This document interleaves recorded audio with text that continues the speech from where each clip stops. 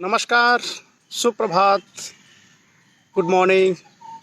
ओम श्री ब्रह्मानंदाय नमः। ओम श्री केशवानंदाय नमः। कैसे हैं आप सभी लोग? स्वागत है संविधान की इस अमृत कथा में आप सभी लोगों का।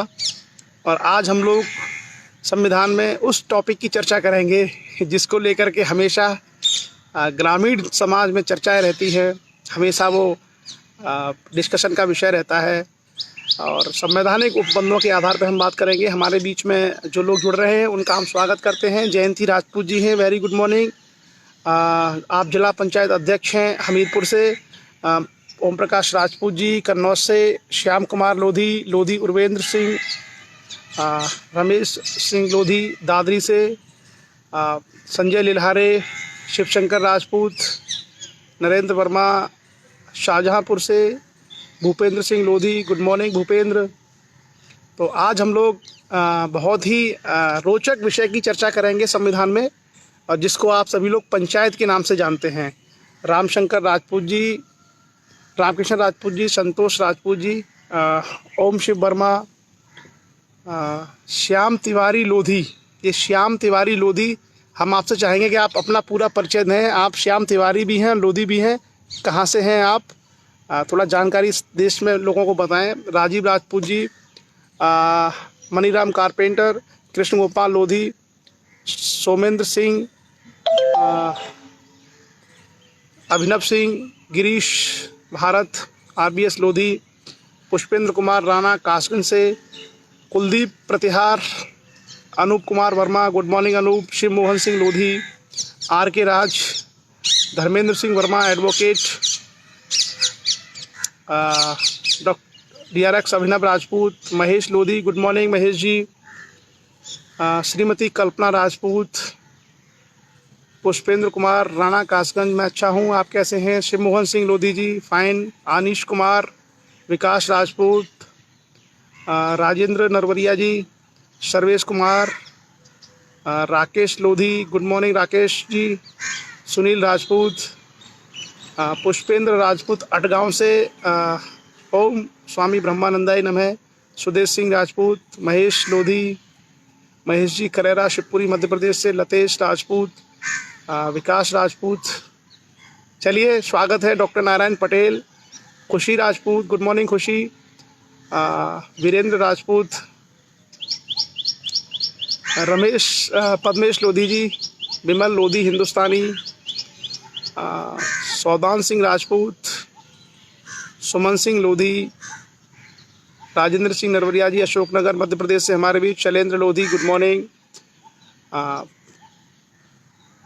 उत्कर्ष राजपूत, इंजीनियर शीलेंद्र लोधी, योगेश कुमार, जितेंद्र राजपूत जी हमारे प्रवक्ता हैं नवोदय विद्यालय में बॉटनी के, अरुण कुमार राजपूत, अभय सिंह लोधी, अभय सिंह जी जो है लक्ष्य की राष्ट्रीय कार्यकारिणी के सदस्य हैं, सोनू लोधी औरैया से, संतोष राजपूत, अनार सिंह जी, गुड मॉर्निंग अनार सिंह जी कैसे हैं कासगंज में, सत्याराज लोधी, नरेंद्र लोधी, गुड मॉर्निंग, अजय राजपूत, सूर्य प्रताप सिंह,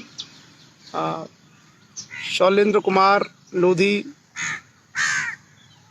अच्छा सूर्य प्रताप की कविता आ चुकी है हमारे पास, अधिवक्ता शिव स्वरूप, मोनू राजपूत, डॉक्टर मोनू राजपूत लोधी, विशाल राजपूत, शिवम पटेल, देवेश, देवी राजपूत,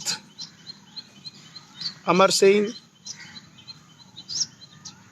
चलिए सुनील जी, भारत कुमार लोधी, विशाल राजपूत लोधी, गिरिजेंद्र राजपूत, लोकमन सिंह, यश राजपूत, गुड मॉर्निंग। तो काफ़ी सारे लोग जुड़ चुके हैं और आज हम लोग संविधान में चर्चा करेंगे पंचायतों के बारे में। और पंचायत के बारे में बहुत अच्छे प्रावधान है। Titu Lodhi advocate, Ramesh Singh, Ravi Verma, good work,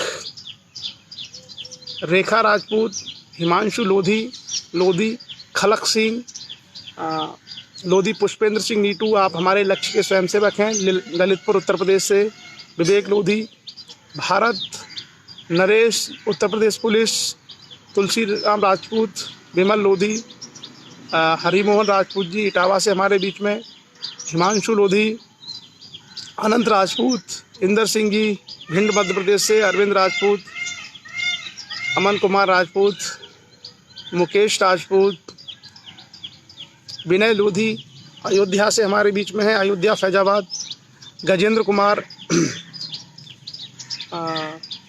Aman Kumar Rajput, Ajay Kumar Rajput. Good morning to all of you, सुप्रभात, नमस्कार। तो सभी लोग लगभग जुड़ चुके हैं, अधिकांश लोग परिचर्चा में, और आज हम लोग बहुत ही महत्वपूर्ण विषय आरंभ करेंगे, पंचायत। आप लोगों ने सब जानते होंगे, जयराम राजपूत, हेमलता राजपूत, एडवोकेट सत्या लोधी ओबीसी, लोधी मयंक राजपूत, पूनम राजपूत, मुकेश राजपूत, छतरपुर मध्य प्रदेश से, सुनील लोधी औरैया से। तो आप सभी लोगों का भी स्वागत है। Good morning. वेरी मतलब बहुत अच्छा वेदर है, आप देख रहे हैं, एकदम साफ सुथरा मौसम और पक्षियों का कलरव आपको सुनाई दे रहा होगा।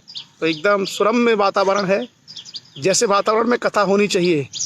देवेंद्र पटेल, धीरज सिंह राजपूत, रमेश वर्मा, अतुल राजपूत, सभी का स्वागत है और बाकी लोग जुड़ते रहेंगे चर्चा में। हम लोगों का जो सत्र है वो एक विचार से आरंभ होता है, और आज हम लोग जो विचार लेंगे वो सुकरात, एक महान जो विचारक है सुकरात, उनका एक विचार हम लेंगे। अतुल राजपूत, यश प्रताप, संजय राजपूत, TR शिवम राजपूत, रमेश वर्मा, अजीत राजपूत, शिक्षक अजीत मल औरैया से। तो स्वागत है आप सभी लोगों का, और मुझे लगता है अब हम लोग को आरंभ करना चाहिए, क्योंकि समय हमारा हो चुका है। 7-8 मिनट एक्स्ट्रा, उतने में सब लोग जुड़ जाते हैं और बाकी लोग जुड़ते रहेंगे। जिनके नाम अब छूट जाएंगे, आप सब लोग चाहे तो उनके नाम पढ़ते रहिए। सुकरात, जिसको दार्शनिक परंपरा का हम लोग पहला दार्शनिक कहते हैं, मतलब पाश्चात्य जगत में पहले दार्शनिक के रूप में सुकरात को जाना जाता है। और सुकरात यूनान के रहने वाले थे, और पूरा जो वेस्टर्न वर्ल्ड है, यूरोप, वहाँ दार्शनिक परंपरा की वास्तविक जो शुरुआत है वो सुकरात से ही हुई थी। और सुकरात ने अपने समय में उस समय की तमाम रूढ़ियाँ, तमाम जो परंपराएं थी, उनका उन्होंने नकार दिया था। और उसके बाद सुकरात ने वहाँ की जो राजसत्ता है, उस राजसत्ता के विरुद्ध जाकर के भी, उस राजसत्ता के विरोध में जाकर के भी तर्क के माध्यम से ज्ञान की बात रखी थी। बाद में आपको पता होगा कि सुकरात को विष का प्याला दे दिया गया था, लेकिन सुकरात ने अपने विचारों से समझौता नहीं किया था। और सुकरात ने यह कहा था कि आप सुकरात को मार सकते हैं, उसके विचारों को नहीं मार सकते। और आगे चल करके सुकरात इतिहास में अमर हो गया। तो उन्हीं सुकरात की हम लोग आज एक विचार हमने लिया है, और बहुत ही प्रासंगिक विचार है, और इससे हम लोगों को भी बहुत अच्छी सीख मिलेगी।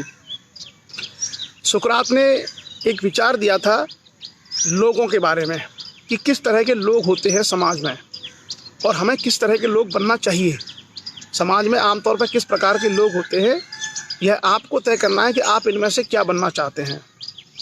तो सुकरात ने कहा था कि जो बुद्धिमान लोग होते हैं, जो बुद्धिमान लोग होते हैं, जो दुनिया को बदल सकते हैं, जो लोगों के जीवन को बदल सकते हैं, वो विचारों की बात करते हैं। जो इंटेलेक्चुअल्स होते हैं, जो बुद्धिजीवी लोग होते हैं, जो बुद्धिमान लोग होते हैं, वो विचारों की यानी आइडियाज़ की बात करते हैं।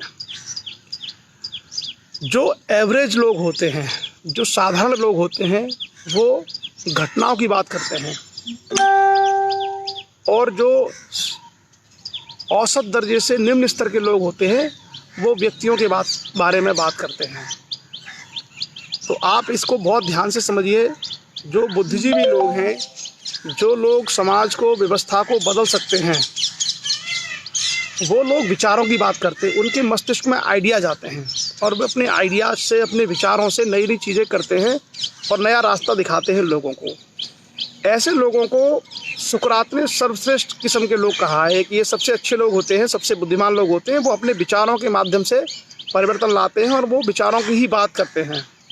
जो साधारण लोग होते हैं वो घटनाओं की बात करते हैं, जैसे कि फला गांव में एक भैंस की चोरी हो गई है, फला गांव में ये हो गया है, दिल्ली में ये हो गया है। तो जो साधारण एवरेज लोग होते हैं वो घटनाओं की बात करते हैं कि वहाँ पर इस तरह की घटना हो गई है। और जो एवरेज से भी निम्न स्तर के लोग होते हैं वो व्यक्तियों की बात करते हैं कि अरे सुरेश ने मेरे बारे में ऐसा कहा, तुझे पता है पान सिंह आया था, वो ऐसे बोल रहा था। तो जो निम्न स्तर के व्यक्ति होते हैं वो व्यक्तियों की ही बात करते हैं, लोगों के बारे में बात करते हैं कि फला व्यक्ति ऐसा है, फला ऐसा है। हमको तय करना होता है कि हमको किस श्रेणी में रहना है। तो सुकरात का दर्शन अपने आप में एक बहुत बड़ी सीख है। सुकरात का जो दर्शन है ये बहुत बड़ी सीख है, और वो दर्शन ये बता रहा है कि हम लोगों को विचारक आइडियाज़ की बात करनी चाहिए, हम लोगों को आइडियाज़ के ऊपर बात करनी चाहिए, और नए नए विचारों के बारे में हम लोगों को बात करनी चाहिए। अगर हम विचारों की बात नहीं करते हैं तो हम लोग उच्च स्तर की श्रेणी में नहीं रहेंगे, उच्च स्तर की श्रेणी से हम लोग नीचे आ जाएंगे। और कोई भी व्यक्ति अपने जीवन में कभी यह ना सोचे कि मुझे निम्न स्तर का व्यक्ति बनना है, उसे हमेशा यह प्रयास करना चाहिए कि वो उच्च से उच्च स्तर का व्यक्ति। थोड़ा डिस्टर्बेंस हुआ है, मैंने जो है वो लगाना मैं थोड़ा भूल गया था फ्लाइट मोड पे। तो उच्च स्तर के जो व्यक्ति होते हैं, जो सर्वश्रेष्ठ स्तर के व्यक्ति होते हैं, वो बात करते हैं विचारों की, आइडियाज़ की। और जो आइडियाज़ की जो बात करने वाले लोग हैं, वही लोग दुनिया को, समाज को दिशा देते हैं, उसी को वो आगे लेके जाते हैं। हम सब लोगों को यह प्रयास निरंतर करना चाहिए कि हम लोग आइडियाज़ की बात करें। हो सकता है हमारे आइडिया जितने उच्च स्तर के ना हों, लेकिन फिर भी हम विचारों की बात अवश्य करें। और अगर हम अपने विचारों की बात नहीं कर सकते तो दूसरे जो महान विचार दुनिया में दिए गए हैं, उन महान विचारों के ऊपर भी हम लोग बात कर सकते हैं, उसके विषय में भी हम लोग सोच सकते हैं। दूसरा, जो साधारण किस्म के लोग होते हैं वो हमेशा बात करेंगे घटनाओं के बारे में कि वहाँ ये घटना हुई, वहाँ वो घटना हुई। तो हम लोगों को कम से कम घटनाओं के नीचे नहीं जाना चाहिए, मतलब जो व्यक्तिगत बातें हम लोगों को नहीं करनी चाहिए। और ये दर्शाता है कि हमारे अंदर जो बौद्धिक क्षमता है वो उस स्तर की विकसित नहीं हुई है। आपने देखा होगा कि बहुत सारे लोग जो दिन भर सोशल मीडिया और इत्यादि प्लेटफॉर्म पर व्यक्तियों की ही बात करते रहते हैं कि फला व्यक्ति ऐसा है, वो वैसा है, उसने ऐसा बोला, अच्छा वो षड्यंत्र कर रहा है, उसका ये है। तो ये जो चीज़ें हैं ये दर्शाती हैं कि आप साधारण से भी निम्न स्तर पर आपकी सोच है, मतलब एवरेज से भी आप निम्न स्तर के व्यक्ति हैं। तो हम लोगों को हमेशा ये ध्यान रखना चाहिए कि व्यक्तियों के बारे में बात करने के बजाय हम लोग घटनाओं और विचारों की बात करें, और घटनाओं और विचारों की बात करेंगे तो बेहतर हम खुद बन पाएंगे और बेहतर हम दूसरे लोगों को बना पाएंगे। क्लियर? और अब हम लोग शुरू करते हैं अपनी संविधान की अमृत कथा, जिसके लिए हमारा ये सेशन रहता है सुबह सुबह। और आज हम लोग पंचायतों के बारे में बात करेंगे। आप में से अधिकांश लोगों ने पंचायतों के बारे में सुना भी होगा और ये बड़ा इंटरेस्टिंग चीज़ होती है, खास करके ग्रामीण क्षेत्र में इसको लेके बहुत चर्चा होती है। और मैं आपको बताऊं कि जो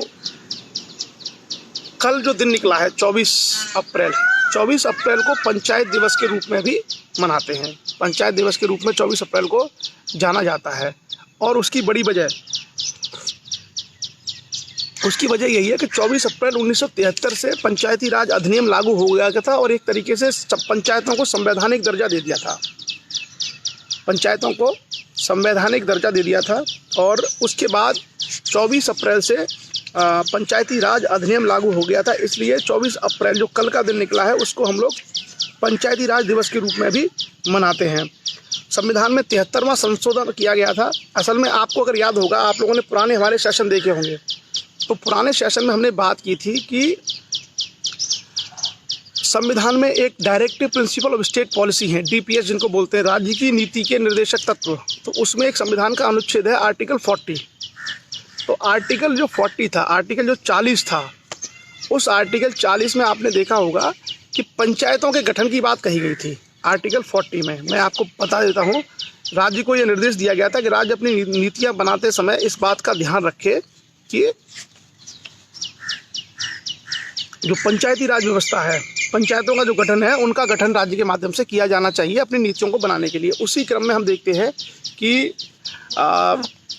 जो 1992 में जो संविधान में 73वां संशोधन किया गया, उस 73वें संशोधन के माध्यम से पंचायतों को संवैधानिक दर्जा दिया गया और 24 अप्रैल 1993 24 अप्रैल 1993 से वो लागू हो गया। इसलिए 24 अप्रैल को संविधान दिवस के रूप में हम लोग जानते हैं और मनाते हैं। अब अगर हम इसके इतिहास में जाएं, पंचायतों की हिस्ट्री में जाएं, तो पंचायतों का इतिहास क्या रहा है। भारत में पंचायती व्यवस्था प्राचीन काल से है। अगर वैदिक सभ्यता में आप देखेंगे तो वैदिक सभ्यता में हमें ग्राम दिखाई देते हैं, मतलब ऋग्वैदिक काल में, और ग्राम का जो मुखिया होता था उसका नाम होता था ग्रामणी। हमने इतिहास में जो शाम की हमारी चर्चा हो रही है उसमें हम लोग हिस्ट्री पर भी चर्चा करते हैं। तो गांव जो है शासन की सबसे छोटी इकाई होती थी और गांव के मुखिया को बोलते थे ग्रामणी। तो उस समय भी भारत में प्राचीन काल से गांव हैं, और भारत को, जैसा कि महात्मा गांधी ने कहा है कि भारत बेसिकली गाँव का देश है। तो गाँव की शासन व्यवस्था किस तरीके से हो, गाँव में सारे कार्य कैसे हों, ये समय समय पर इस पर विचार होते रहे हैं। और जो पंचायतें ऐतिहासिक रूप से चलती चली आ रही थी, ट्रेडिशनली जो चली आ रही थी परंपरागत रूप से, उनको आगे चल कर के आवश्यकता महसूस की गई कि इनको संविधान का दर्जा दिया जाए। और बाद में आप देखते हैं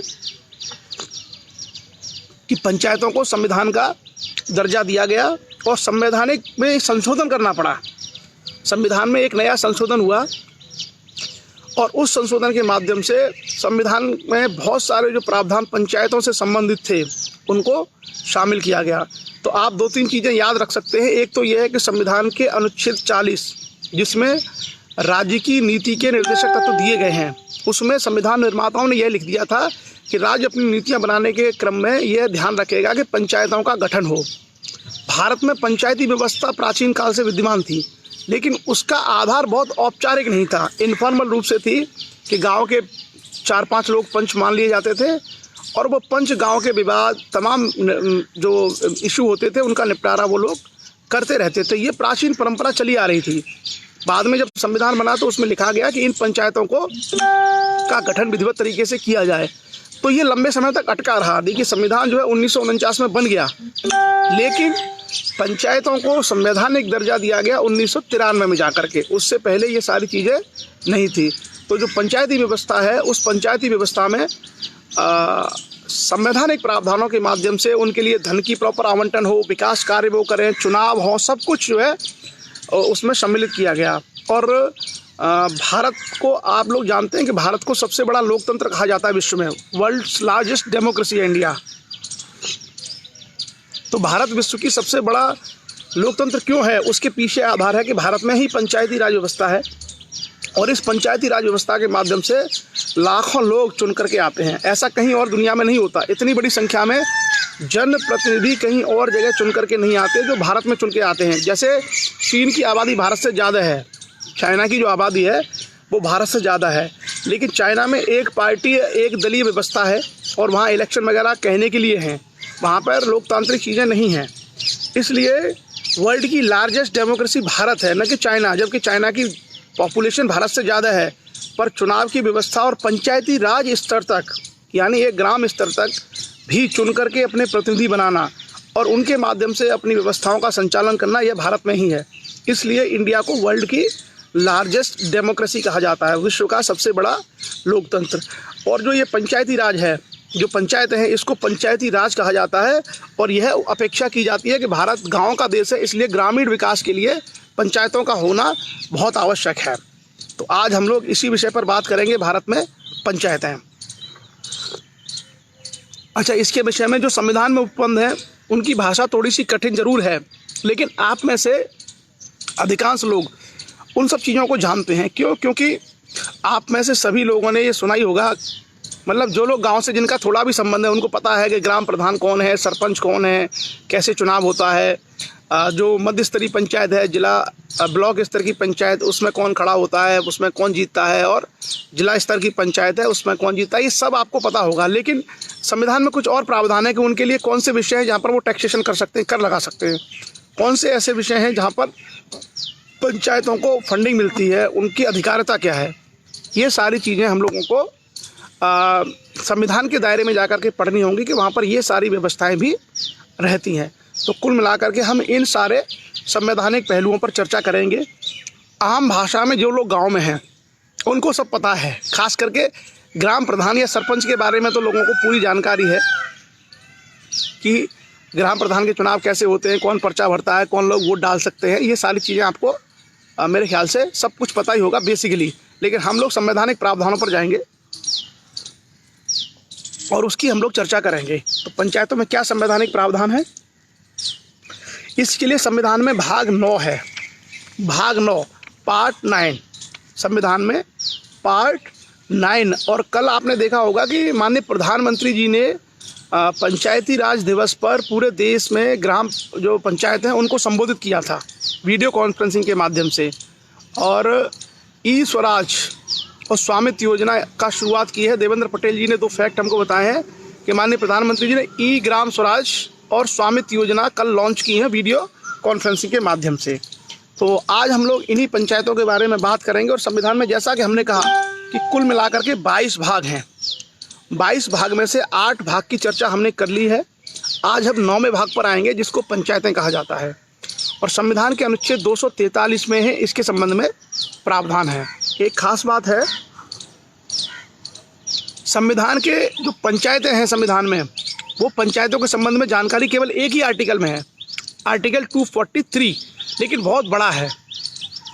उस संविधान के अनुच्छेद 243 केवल एक अनुच्छेद नहीं है, उसमें 243 का है, खा है, गा है, घा है, चा है, छा है, जा है, झा है, यानी उसमें बहुत सारे संविधान के जो अनुच्छेद हैं उसमें सब आर्टिकल्स भी हैं, बहुत सारी और भी चीज़ें हैं उसमें अलग अलग आर्टिकल्स में लिखी हुई। तो उन सब की हम लोग चर्चा करेंगे। तो चलिए आरंभ करते हैं हम लोग अपनी संविधान की अमृत कथा। और जिन लोगों को कुछ लोगों को तो इंटरेस्ट होगा अभी आने वाले हैं नागौर पंचायती राज। बेसिकली 1959 में जवाहरलाल नेहरू जब भारत के प्रधानमंत्री थे तो नागौर से आरंभ हुआ था, लेकिन संवैधानिक जो व्यवस्था है, इनको जो संवैधानिक दर्जा दिया है वो 1993 से दिया गया है। तो हम लोग संवैधानिक प्रावधानों के हिसाब से चर्चा करेंगे, और वही क्योंकि आज की डेट में एग्जिस्ट करते हैं, वही सारे प्रावधान आज की डेट में एग्जिस्ट करते हैं, तो उसकी हम लोग चर्चा करेंगे। सबसे पहले हम आते हैं 243 में का 243A। कहीं भी अगर कोई दिक्कत होगी तो हम लोग उसका इंग्लिश वर्जन भी पढ़ देंगे। 243A यानी 243 का अनुच्छेद, वो ये कहता है जिला से किसी राज्य का जिला अभिप्रेरित है। तो पहली बात बताई गई है जिला की, डिस्ट्रिक्ट। डिस्ट्रिक्ट का मतलब है any district in a state. तो आप जानते ही हैं जिला, सब लोग जिले के बारे में जानते हैं, हर राज्य में जिले होते हैं। जैसे छत्तीसगढ़ के 2 जिले ले ले, दुर्ग, भिलाई, राजनांदगांव, बिलासपुर। मध्य प्रदेश के 2 जिले ले ले, सतना, पन्ना, कटनी, ठीक है। उसके बाद उत्तर प्रदेश के ज़िले ले लें, अलीगढ़, कासगंज, एटा, बुलंदशहर। उसके बाद राजस्थान में कोई ज़िले ले लें जैसे जयपुर, भरतपुर, उदयपुर। तो इस तरीके से इनको हम कहते हैं ज़िले। ये क्या है, ज़िले। तो पहला जो परिभाषा दी गई है पंचायत राज में वो ज़िले की है, और ज़िले को कहा गया है कि ज़िले से मतलब है किसी भी राज्य में ज़िला। स्टेट में कोई डिस्ट्रिक्ट है उसको ज़िला कहा जाएगा पंचायती राज व्यवस्था में। उसके बाद आगे हम आते हैं 243 खा 243B। आज केवल हम पंचायतों की ही बात करेंगे, और पंचायतों की बात इसलिए करेंगे कि हम में से अधिकांश जो लोग हैं, हम में से अधिकांश लोग पंचायती क्षेत्रों से आते हैं, मतलब ग्रामीण क्षेत्र से हम लोग आते हैं। हमारे यहाँ पर जिला पंचायत, क्षेत्र पंचायत और ग्राम पंचायत ये व्यवस्थाएं होती हैं, और सभी लोगों का कहीं ना कहीं इनसे कोई ना कोई इंटरेक्शन होता ही है। तो उसको पूरी तरीके से जानना हम सब लोगों के लिए आवश्यक है। इसलिए आज हम लोग चर्चा करेंगे पंचायतों के बारे में कंप्लीट कि क्या क्या उसमें प्रावधान है संविधान में। तो दूसरा है इसका 243 खा, वो ये कहता है कि ग्राम सभा से ग्राम स्तर पर पंचायत के क्षेत्र, हम लोग जो ग्राम सभा की बात कर रहे हैं, ग्राम सभा से ग्राम स्तर पर पंचायत के क्षेत्र के भीतर समाविष्ट किसी ग्राम से संबंधित निर्वाचक नामावली में रजिस्ट्रीकृत व्यक्तियों से मिलकर बना निकाय अभिप्रेरित है। तो जैसे मान लीजिए हमारा एक गांव है, और हमारे गांव के अलावा एक और गांव है, 2 गांव से मिलकर के एक ग्राम पंचायत बनती है। तो ग्राम सभा का मतलब ये होता है कि जितने सारे लोग हैं जो उस निर्वाचक नामावली में शामिल हैं, उन सबको मिला करके ग्राम सभा का निर्माण होता है। तो 243 भी बताता है कि ग्राम सभा क्या होती है, यानी पर्टिकुलर एरिया में जहां आप सरपंच या प्रधान बनाते हैं, उन सारे गांवों को मिला करके जितने भी निर्वाचक जो नामावली है उसमें जिनके नाम हैं, उन सबको मिला करके कहा जाता है ग्राम सभा। और जो मैं आपको बता रहा हूँ ये टेक्निकल डेफिनेशन है जो संविधान में दी गई है। क्लियर। उसके बाद हम बढ़ते हैं 243 गा 243C। 243C कहता है कि मध्यवर्ती स्तर, मध्यवर्ती मतलब मिडिल स्तर पर भी पंचायतें होती हैं। आपने देखा होगा खास करके गांव में प्रधान होता है, तो आपने देखा होगा ब्लॉक स्तर पर भी एक पंचायत चुन के आती है, जिसको हम लोग क्षेत्र पंचायत कहते हैं। मध्यवर्ती स्तर से ग्राम और जिला स्तरों के बीच का ऐसा स्तर अभिप्रेत है। तो जो मध्यवर्ती स्तर पर होगी वो बेसिकली भारत में ज़्यादातर राज्यों में त्रिस्तरीय पंचायत व्यवस्था है, मतलब 3 स्तर हैं, पहले गांव, गांव के बाद ब्लॉक और ब्लॉक के बाद जिला, ये व्यवस्था है पंचायत की। तो मध्यवर्ती स्तर को ही कहा जाता है ब्लॉक स्तर। तो उसके बारे में क्या लिखा है कि जो जिला और गांव के बीच में होगा वो मध्यवर्ती स्तर होगा, यानी जिला पंचायत और गांव की जो पंचायत है उसके बीच में जो होगा वो क्या होगा, ब्लॉक लेवल का या मध्यवर्ती स्तर का वो होगा, ठीक है। उसके बाद आता है पंचायत 243 घ या 243D। उसमें लिखा है कि पंचायत किसको कहते हैं, पंचायत क्षेत्र के लिए क्या परिभाषा है। तो पंचायत के लिए है कि पंचायत से ग्रामीण क्षेत्रों के लिए अनुच्छेद 243 ख के अधीन गठित स्वायत्त शासन की कोई संस्था। तो हमने जैसे कहा ग्राम सभा, ग्राम सभा का मतलब गांव में जितने सारे लोग निर्वाचक हैं जो वोट डालते हैं, जिनके नाम निर्वाचक नियमावली में हैं, उन सबको ग्राम सभा कहा जाता है। और ग्राम सभा के लोग चुनाव के माध्यम से जो प्रधान या सरपंच बनाते हैं और जो सदस्य बनाते हैं उनको मिलके कहा जाता है ग्राम पंचायत। क्या कहा जाता है, ग्राम पंचायत।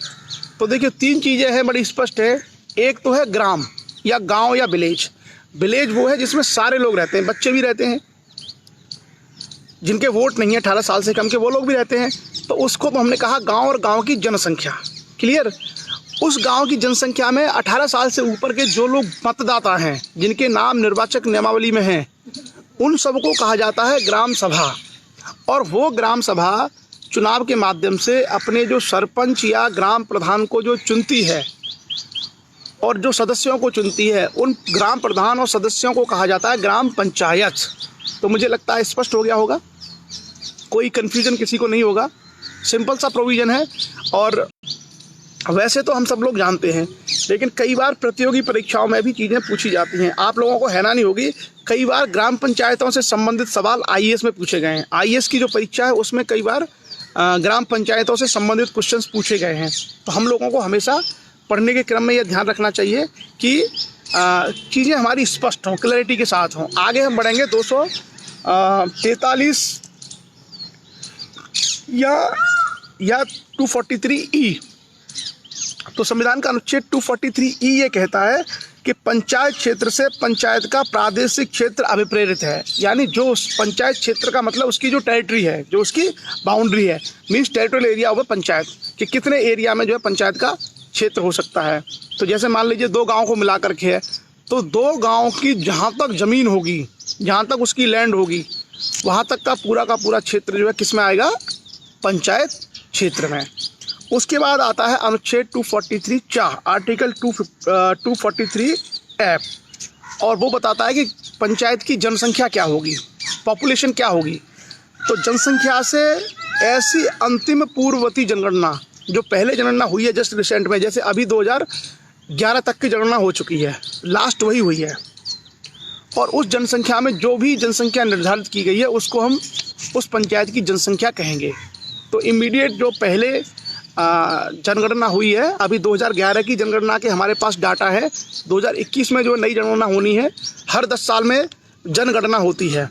तो अभी जो सेंसस है हमारे पास डाटा जो उपलब्ध है 2011 के हैं, अभी 2021 के नेक्स्ट ईयर आएंगे, तो उसका मतलब उस जनसंख्या से है। उसमें एक अगला प्रोविज़न है 243 में ही, संविधान 243 में ही चाह डेफिनेशन में, और वो क्या है, ग्राम से राज्यपाल द्वारा इस भाग के प्रयोजन के लिए लोक अधिसूचना द्वारा ग्राम के रूप में निर्दिष्ट ग्राम अभिप्रेरित है, और इसके अंतर्गत इस प्रकार ग्रामों का समूह है। अब आती है परिभाषा कि ग्राम क्या है, विलेज। तो विलेज का मतलब यह है कि राज्यपाल द्वारा इस प्रयोजन के लिए अधिसूचित कर दिया। जैसे राज्यपाल ने कोई अधिसूचना जारी कर दी, नोटिफिकेशन, कि ये गांव है, तो राज्यपाल के नोटिफिकेशन में जो गांव है उसी को गांव की मान्यता संविधान के तहत दी जाती है। तो ये जो प्रावधान थे वो सारे के सारे अनुच्छेद 243 में थे, और 243 में हम लोगों ने small A B C D E f, small थे ये, small A B C D E f. अब 243 में ही फिर उन्होंने आगे प्रावधान कर दिए, 243 article 243, capital A, capital B, capital C, मतलब एक ही आर्टिकल है। ये जितने सारे प्रावधान हैं पंचायतों को लेकर के वो केवल एक ही अनुच्छेद में है, आर्टिकल 243 में ही सारे हैं। उनको अलग अलग कैटेगराइज कर दिया है, कुछ को लिख दिया है small A B C D E F और कुछ को फिर capital A B C D E F G H I J K, इस तरीके से लिखा गया है। तो हमारा जो काम है वो ये है कि हम ये देखें कि इन अलग अलग जो संविधान के प्रावधान हैं उसमें क्या क्या चीज़ें दी हुई हैं, उसमें क्या क्या व्यवस्थाएं दी हुई हैं, क्या क्या प्रावधान उसमें दिए गए हैं। तो ग्राम सभा हमको स्पष्ट हो गया, पंचायत हमको स्पष्ट हो गया, जनसंख्या हमको स्पष्ट हो गई, ग्राम हमको स्पष्ट हो गया, मध्यवर्ती पंचायत का स्तर है वो स्पष्ट हो गया। तो जो थोड़ी थोड़ी टेक्निकल चीज़ें होती हैं, जैसे आप लोग बोलते हैं ना सरपंच है हमारे यहाँ या हमारे यहाँ ग्राम प्रधान है, लेकिन जो सरपंच है या ग्राम प्रधान है, पंचायत हम किसे कहते हैं? तो पंचायत की परिभाषा हमने बता दी कि जो लोग चुन करके आते हैं उनका समूह पंचायत बनाता है। ग्राम सभा क्या कहते हैं? जो निर्वाचक होते हैं उसको ग्राम सभा कहते हैं। ग्राम क्या है? जो पूरी जनसंख्या है उसको हम लोग ग्राम कहते हैं। मध्यवर्ती स्तर की पंचायत क्या होती है? जो ये जो छोटी छोटी सी चीज़ें हैं, आमतौर पर क्या होता है कि बहुत सारे लोगों को टेक्निकली नहीं पता होता कि ग्राम पंचायत और ग्राम सभा में क्या अंतर है, या गांव और गांव की जनसंख्या में क्या अंतर है, और उसकी जो टेरिटरी है, जो राज्य क्षेत्र है उसमें और उसमें क्या अंतर है। तो हम लोगों को ये सारी की सारी चीज़ें संवैधानिक जो प्रावधान हैं उनके अनुसार भी जाननी चाहिए, ताकि हम लोगों को ये स्पष्ट रहे। और ख़ास करके जो लोग आगे चल करके कोई कॉम्पिटिशन एग्ज़ाम्स या प्रतियोगी परीक्षाएं देना चाहें तो वहाँ भी वो उसको बड़े आराम से दे सकें। क्लियर? आगे हम बढ़ते हैं अगले प्रावधान की ओर, और अगले प्रावधान में हम देखेंगे कि संविधान के अनुच्छेद 243 में जो बाकी प्रावधान हैं उनके संबंध में क्या क्या चीज़ें दी गई हैं और कौन सी ऐसी बुनियादी चीज़ें हैं जो हम लोगों को बिल्कुल स्पष्ट तरीके से जाननी चाहिए, क्योंकि ये ही सारी चीज़ें बहुत काम आती हैं। तो अब आते हैं संविधान का अनुच्छेद 243 में कैपिटल ए। अब तक जो हम कर रहे थे वो 243 में small A B C D E f कर रहे थे। तो जैसा मैंने कहा ना कि एक ही अनुच्छेद में सारी चीज़ें पॉइंट वाइज डाल दी गई हैं सारी चीज़ें। तो हम लोग संविधान का अनुच्छेद 243, अच्छा एक बात याद रखना, कभी अगर आपके सामने सवाल आए कि भाई संविधान के बारे में, संविधान में ग्राम पंचायतों के बारे में किस अनुच्छेद में जानकारी है, तो आर्टिकल 243 हमेशा याद रखना, आर्टिकल 243 एक ही आंसर है। दूसरा, पंचायतों के बारे में संविधान में किस भाग में जानकारी है, तो भाग 9 पार्ट 9 ऑफ कॉन्स्टिट्यूशन, उसमें उसकी जानकारी है। अगर सिर्फ दो चीज़ें कर लेंगे तो कई सारे हमारे जो है आंसर क्लियर हो जाएंगे।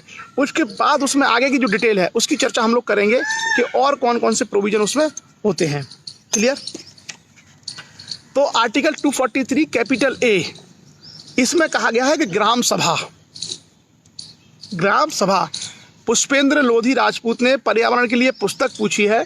तो पर्यावरण के लिए आप NCERT की 11 की किताबों से पर्यावरण पढ़ लीजिए, और आप जो है किसी अच्छी कोचिंग के नोट्स लेकर पढ़ सकते हैं, वहाँ से पर्यावरण की आपको जानकारी मिल जाएगी। वाणी प्रकाशन की एक पुस्तक आती है इलाहाबाद प्रयागराज से, पर्यावरण की और पारिस्थितिक की, घटना चक्र की आती है, वाणी प्रकाशन की आती है, वो भी आप ले सकते हैं पुष्पेंद्र। उन किताबों के माध्यम से आप CTET इत्यादि, CTET PCS कई परीक्षाओं के लिए तैयारी कर सकते हैं। फिलहाल हम लोग ये सेशन कर लें, और सेशन के बाद आप सवाल पूछेंगे तो फिर ज़्यादा हमारे लिए आसान होगा।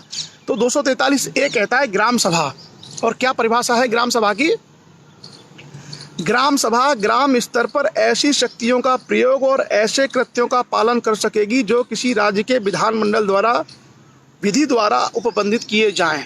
तो आर्टिकल 243 ए ये कहता है कि ग्राम सभा क्या कार्य करेगी। तो ग्राम सभा वही कार्य करेगी और ऐसी शक्तियों का प्रयोग करेगी जो किसी राज्य के विधानमंडल के द्वारा ऐसी शक्तियां विधि के द्वारा बनाई जाती है। उदाहरण के तौर पर यदि उत्तर प्रदेश विधानमंडल ने कहा कि ग्राम पंचायतें ये 1 2 3 4 कार्य करेंगी और इस कार्यों को करने को इनको ये शक्ति प्रदान की जाती है, तो कुल मिलाकर के ग्राम सभा जो कार्य करेगी वो सारे कार्य क्या होंगे? विधानमंडल के द्वारा बनाए गए जो विधि है उसके अनुसार होंगे। स्पष्ट? उसके बाद आते हैं 243 बी, कैपिटल बी, 243 बी। वो ये कहता है कि पंचायतों का गठन, कि किस तरीके से पंचायतों का गठन होगा। कॉन्स्टिट्यूशन ऑफ पंचायत, तो उसके गठन की प्रक्रिया बताई गई है। वही आप लोग जानते होंगे, चुनाव इत्यादि होते हैं। प्रत्येक ग्राम में, प्रत्येक राज्य में ग्राम, मध्यवर्ती और जिला स्तर पर, प्रत्येक राज्य में ग्राम स्तर पर, मध्यवर्ती स्तर पर और जिला स्तर पर पंचायतों का गठन किया जाएगा। आप लोग वैसे जानते तो सब हैं, आपको सब मालूम है कि कौन कौन कहाँ क्या क्या बनता है। जैसे अभी जो चुनाव आएंगे अक्टूबर में, तो मैं यूपी का उदाहरण बता रहा हूँ। कुछ लोग तो चुनाव लड़ेंगे ग्राम प्रधान का, ठीक है। तो ग्राम प्रधान जो बनेगा वो, उसका दायरा वहीं तक है, डायरेक्ट वोटिंग होगी, वो जीत जाएगा। कुछ एक और पद होता है, इसको बोलते हैं बीडीसी मेंबर। कुछ लोग उसको चुनेंगे, और ये बीडीसी मेंबर जो है बाद में चल करके ब्लॉक प्रमुख को चुनते हैं। ब्लॉक जो प्रमुख होता है उसको चुनते हैं। तो जो बीडीसी मेंबर से लेके ब्लॉक प्रमुख तक की जो प्रक्रिया है उसको बोलते हैं मध्यवर्ती स्तर। उसके अलावा लोग एक और उसको चुनते हैं, इसको कहते हैं जिला पंचायत सदस्य। आप में से सब लोग यूपी वाले तो जानते होंगे पक्का जिला पंचायत सदस्य। तो जो जिला पंचायत सदस्य होते हैं, ये आगे चल करके जिला पंचायत अध्यक्ष को चुनते हैं। हमारे बीच में इस कार्यक्रम में एक जिला पंचायत अध्यक्ष भी जुड़ी हुई है इस समय, हमीरपुर उत्तर प्रदेश से जयंती राजपूत जी।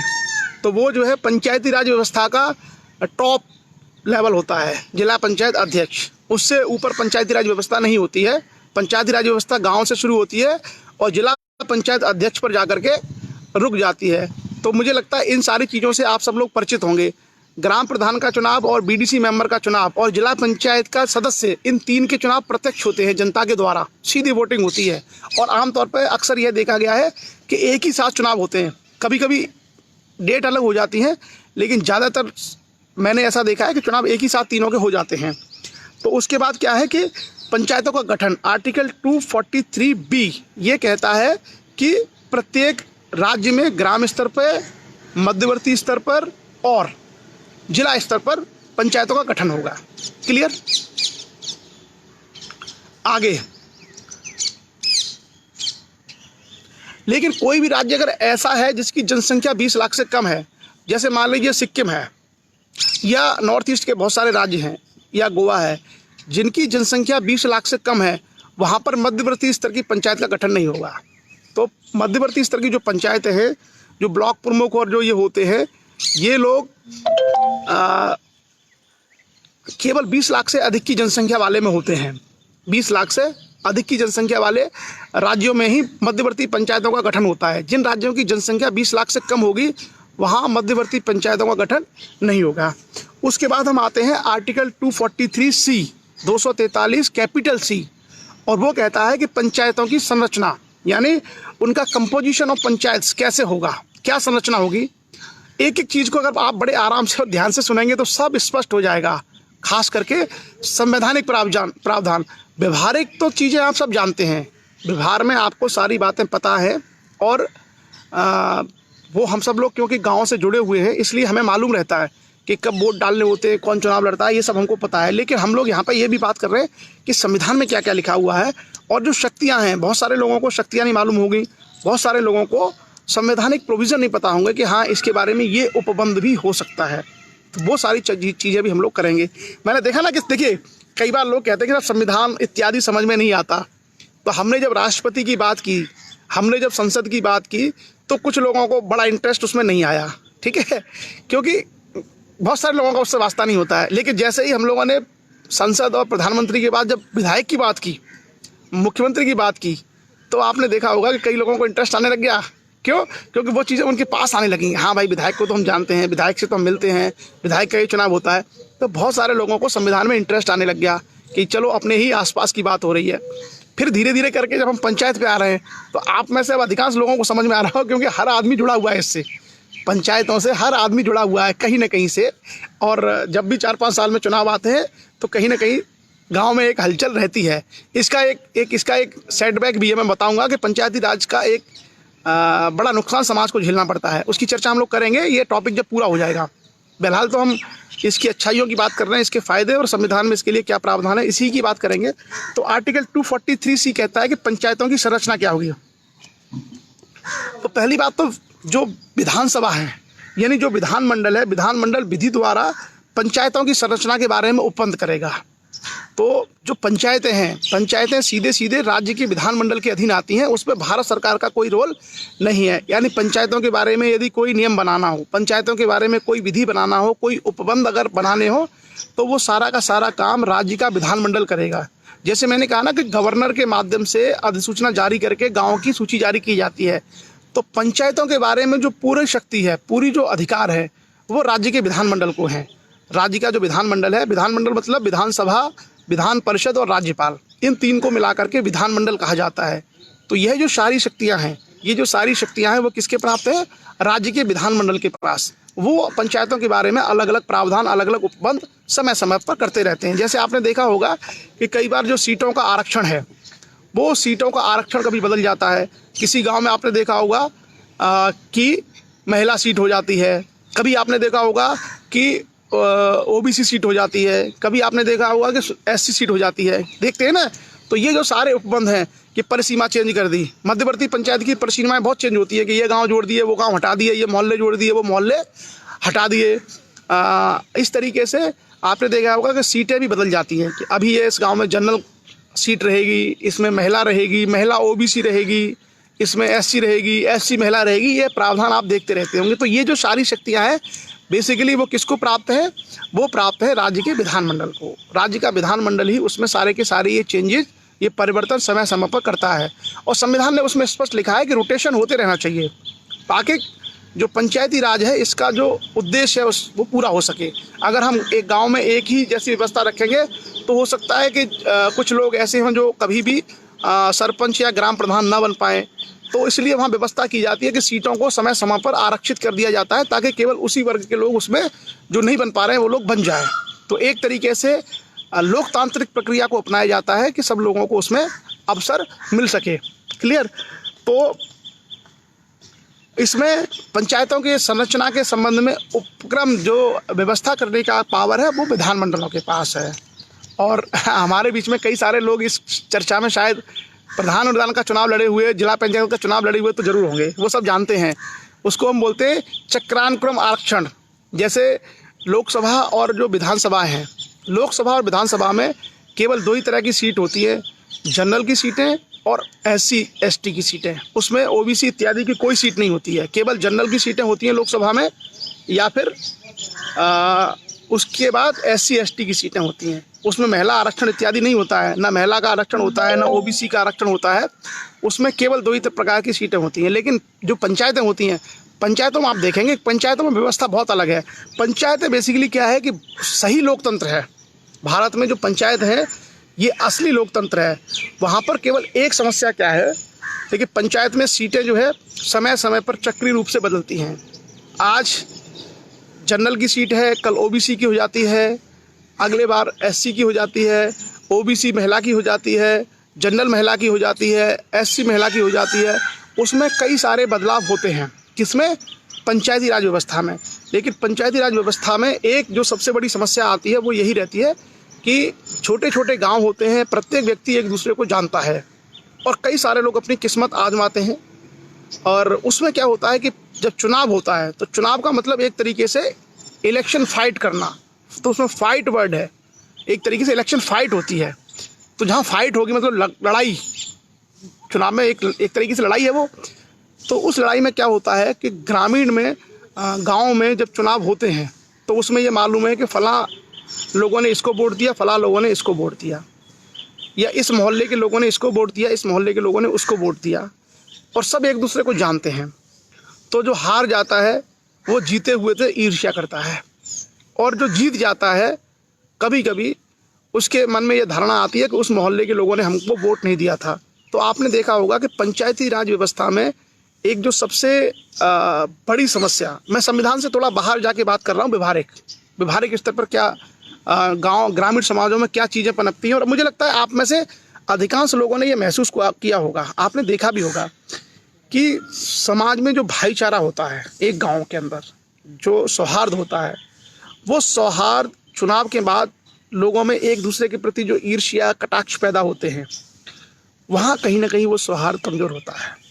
वहाँ हमने देखा है कि गांव में आपस में लोगों में जो वैमनस्यता, ईर्ष्या, द्वेष पैदा होता है और कभी कभी झगड़े और ये सब जो हो जाते हैं, वो पंचायती राज व्यवस्था में चुनाव के बाद, और आपने देखा होगा अक्सर आप देखना कि चुनाव संपन्न होने के बाद जब चुनाव का रिजल्ट आता है तो उस चुनाव के परिणाम के बाद गांव में झगड़े बढ़ जाते हैं। कुछ समय तक गांव का माहौल बड़ा ख़राब रहता है, मतलब 4-6 महीने, मतलब एक तरीके से लोग चुनाव को चुनाव नहीं समझते, वो चुनाव को व्यक्तिगत लड़ाई पे मानते हैं और इसके कारण से गांव में झगड़े इनकी संख्या बढ़ जाती है। तो आपने देखा होगा कि एक बहुत बड़ा संकट जो है ग्रामीण समाजों के पास आता है, और ये जो चीज़ें हैं वो चीज़ें आपने देखा होगा कि ग्रामीण जो संरचना है, यहाँ पर जया गुप्ता ने कहा है कि जनरल नहीं अनारक्षित कहिए और दोनों के फ़र्क को गंभीरता को समझिए समझाइए। हम लोग अनरिजर्व कह सकते हैं उसको, लेकिन जो सीटें हैं ग्राम पंचायत स्तर पे वहाँ पे सभी के लिए आरक्षित की जाती हैं। रोटेशन होता है, चक्रीय आरक्षण होता है, और चक्रीय आरक्षण में वो सीटें सबके लिए बारी बारी से विधानमंडल के द्वारा वो सीटें रिजर्व की जाती हैं, और अलग अलग तरीके से उसके बारे में वहाँ की जो संरचना है और ये सबको देखते हुए वो उत्पन्न किए जाते हैं। ठीक है, तो अच्छा, इनका ये कहना था कि जो अनारक्षित सीटें लोकसभा और विधानसभा के लिए हम लोग ये सब उसमें प्रयोग कर सकते हैं कि अनरिजर्व सीटें रहती हैं, और बाकी जो रिजर्व सीटें हैं वो केवल और केवल SC और ST के लिए रहती हैं, और वो संविधान के प्रावधान है पूरे कहाँ पे कितनी कितनी सीटें रहती हैं। तो आगे हम लोग बढ़ते हैं और आगे हम लोग चर्चा करेंगे अब कि 243C में हमने देखा, आर्टिकल 243C में, कि पंचायतों का जो गठन है ये राज्य विधानमंडल के तहत उसके द्वारा जो विधि बनेगी उसके अनुसार होगा, और पंचायतों के जो सभी स्थान है वो कैसे भरे जाएंगे, वो भरे जाएंगे प्रत्यक्ष निर्वाचन के द्वारा। डायरेक्ट उसके लिए इलेक्शन होगा, उसके लिए प्रत्यक्ष चुनाव होगा और प्रत्यक्ष निर्वाचन से वो स्थान भरे जाएंगे, और वो भी जो प्रक्रिया है उसका भी निर्धारण विधानमंडल करेगा कि किस तरीके से वो चुनाव प्रक्रिया होगी। मुझे लगता है सब लोग जानते हैं, अगर आपको अपने ग्राम प्रधान को चुनाव करना है या सरपंच का चुनाव करना है तो वो आप सभी लोग अच्छे तरीके से उसको जानते और समझते होंगे। वो उसे क्योंकि आप सभी लोग मतदाता रहे हैं और सभी लोगों ने वोटिंग की हुई होती है, तो वो वोटिंग के माध्यम से आप सब लोग जानते हैं कि किस तरीके से प्रत्यक्ष रूप से लोग वोट करते हैं। एक और चीज़ जो मैं आपको बताऊं, जैसे जो उम्र है वो 25 साल होती है, मिनिमम 25 ईयर्स, लेकिन अगर हम ग्राम पंचायत पर देखें तो ग्राम पंचायत पर 21 साल से अधिक उम्र का व्यक्ति भी वो चुनाव लड़ सकता है। तो पंचायती राज व्यवस्था में जो ग्राम प्रधान इत्यादि के लिए जो उम्र है वो 21 वर्ष ही है, वो 25 नहीं है, वर्ष है, और 21 सकते हैं चुनाव। आगे हम आते हैं।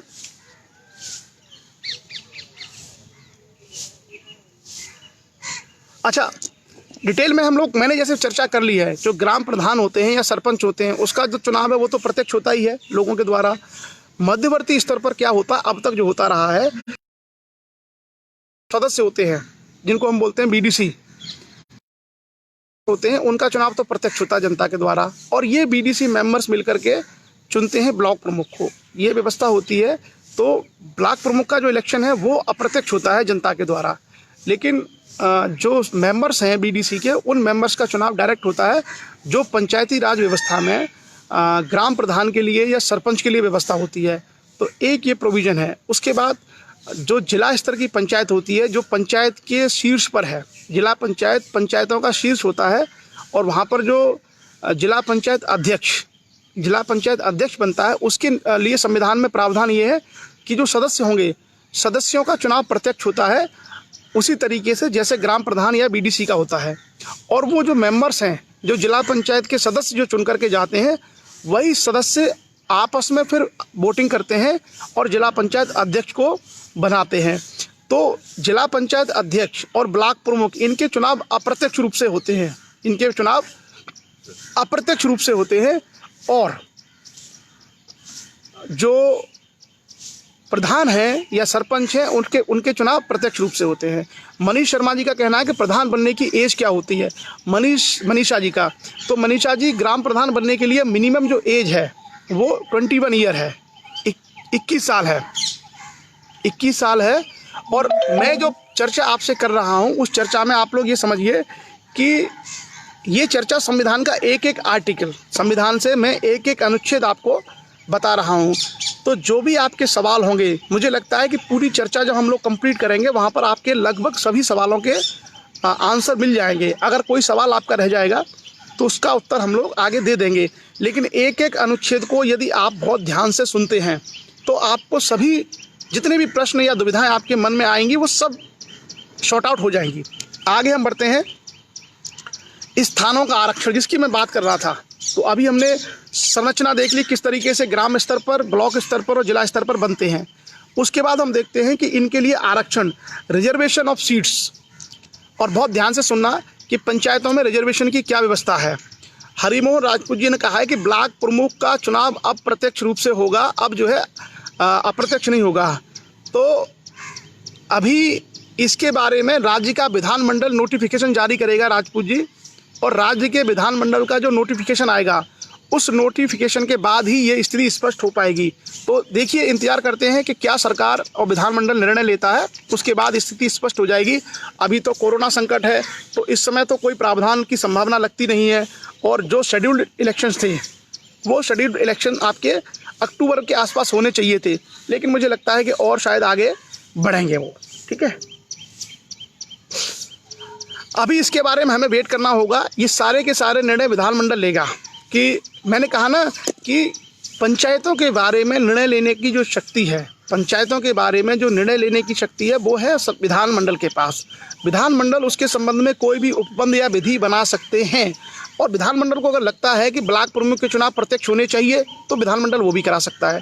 विधानमंडल को लगता है कि जिला पंचायत के अध्यक्ष का चुनाव प्रत्यक्ष जनता के द्वारा होना चाहिए तो वो भी उपबंध कर सकता है। तो आप सिर्फ इतना याद रखिए, कॉन्सेप्ट ये है संविधान में कि ये सारी की सारी जो शक्ति है वो विधानमंडल के पास है। किसके पास है? विधानमंडल के पास। और विधानमंडल अपनी सुविधानुसार उसमें जो भी परिवर्तन लाना चाहे वो कर सकते हैं। क्यों? क्योंकि संविधान ने उनको शक्ति दी है कि वो पंचायती राज व्यवस्था को सुचारू रूप से गठित संचालित करें। स्पष्ट। अब आता है आरक्षण, रिजर्वेशन। तो किस तरीके से ग्राम पंचायतों में रिजर्वेशन होता है उसकी हम लोग चर्चा करेंगे। पहला है शेड्यूल कास्ट के लिए और दूसरा है शेड्यूल ट्राइब्स के लिए। एक एक करके हम चर्चा करेंगे। 243 घा यानी 243 डी, संविधान का अनुच्छेद 243 डी, उसमें है पॉइंट ए है शेड्यूल कास्ट के लिए और पॉइंट बी है शेड्यूल ट्राइब्स के लिए। अब क्या है आरक्षण? शेड्यूल कास्ट और शेड्यूल ट्राइब्स के लिए स्थान आरक्षित रहेंगे। उनके लिए स्थान आरक्षित रहेंगे। किसके लिए? एससी और एसटी के लिए। और इस प्रकार आरक्षित स्थानों की संख्या का अनुपात, कितने स्थान होंगे उनका अनुपात क्या होगा? उस पंचायत में प्रत्यक्ष निर्वाचन द्वारा भरे जाने वाले स्थानों की कुल संख्या से यथाशक्य वही होगा जो उस पंचायत क्षेत्र में अनुसूचित जातियों की अथवा उस पंचायत क्षेत्र में अनुसूचित जनजातियों की जनसंख्या का अनुपात उसकी कुल जनसंख्या के में है। और ऐसे स्थान किसी पंचायत में भिन्न भिन्न निर्वाचन क्षेत्रों के चक्रानुक्रम में आवंटित किए जाएंगे, रोटेशन में होंगे। अब समझ में आ गया? इसका मतलब ये है कि जैसे मान लीजिए उत्तर प्रदेश, तो उत्तर प्रदेश में मान लीजिए हमने कहा कि एससी जो जनसंख्या है, एससी की जो जनसंख्या है वो 20% है, मान लीजिए उदाहरण के तौर पे। तो कुल जो पंचायतों का गठन होगा उसमें इस बात का ध्यान रखा जाएगा कि 20% लोग यानी 20% जो लोग हैं वो अनुसूचित जाति के चुन करके आएँ। यही है उसमें आरक्षण की व्यवस्था। तो उनकी जनसंख्या का जो अनुपात है, उनकी जनसंख्या का जो अनुपात है उसी अनुपात के अनुसार उनको आरक्षण दिया जाएगा। लेकिन यह आवश्यक नहीं है कि केवल एक ही स्थान पर उनको मिलता रहेगा। उसके लिए व्यवस्था है चक्रीय अनुपात, मतलब चक्रीय आरक्षण। चक्रानुक्रम का मतलब होता है रोटेशन होता रहेगा। मान लीजिए आज इस ब्लॉक में ये वाला गांव आरक्षित है एससी एसटी के लिए, हो सकता है अगले चुनाव में उस ग्राम पंचायत के बजाय कोई दूसरी ग्राम पंचायत वहाँ से आरक्षित कर दी जाए। तो ये जो परिवर्तन है ये परिवर्तन चक्रीय क्रम में होते रहेंगे, रोटेशनल होंगे।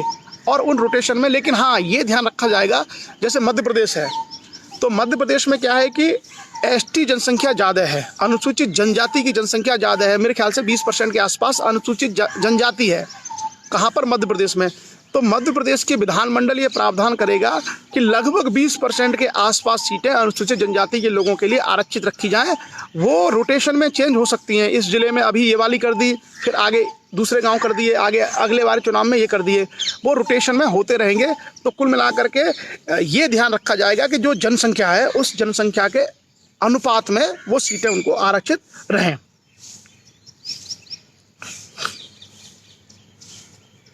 अच्छा, और देखिए पंचायती राज की खूबसूरती यह है कि इसमें सही डेमोक्रेसी है। असली जो लोकतंत्र है उसमें हम ये भी देखते हैं कि आगे इसमें यह भी प्रावधान किया गया है कि SC ST के लिए जो सीटें आरक्षित होंगी, ST ST के लिए जो भी सीटें आरक्षित होंगी उसमें से 1/3 यानी 1/3 सीटें महिलाओं के लिए होंगी। यानी SC और ST की जो टोटल सीटें हैं उसमें से 1/3 SC और ST की महिलाओं के लिए आरक्षित रहेंगी। यानी SC ST की महिलाओं के लिए भी उसमें आरक्षण है, SC ST को आरक्षण, और उसके अंदर हम देखते हैं कि महिलाओं के लिए भी, SC ST की महिलाओं के लिए भी आरक्षण है।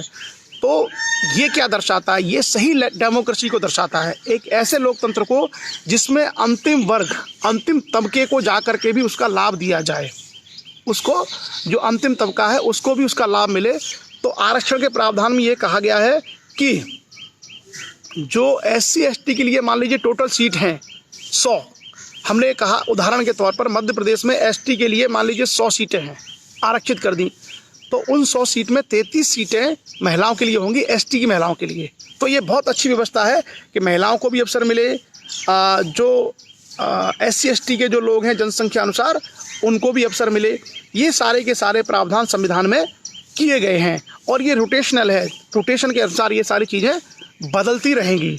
उसके बाद हम आगे आते हैं, इसी में आर्टिकल 243D में ही एक प्रावधान है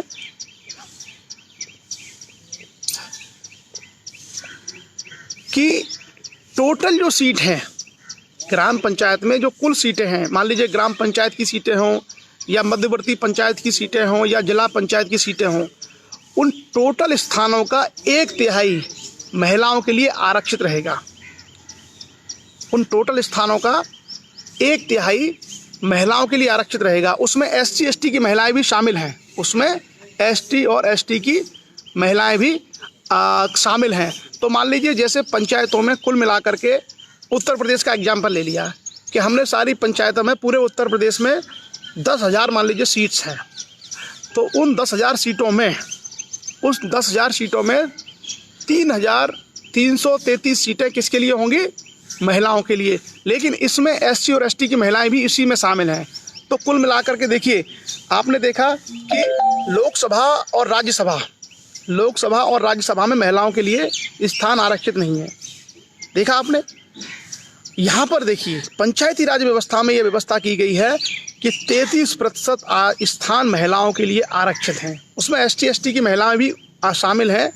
लेकिन कितनी अच्छी व्यवस्था है कि महिलाओं को भी यहाँ पर व्यवस्था दी गई है, जबकि लोकसभा और राज्यसभा जो देश के लोकतंत्र के सबसे बड़े सदन हैं वहाँ पर महिलाओं के लिए आरक्षण नहीं है। तो भारत में जो सही लोकतंत्र है, जो वास्तव में जो डेमोक्रेसी है, वो हम देखते हैं कि पंचायती स्तर पर बहुत मजबूत है।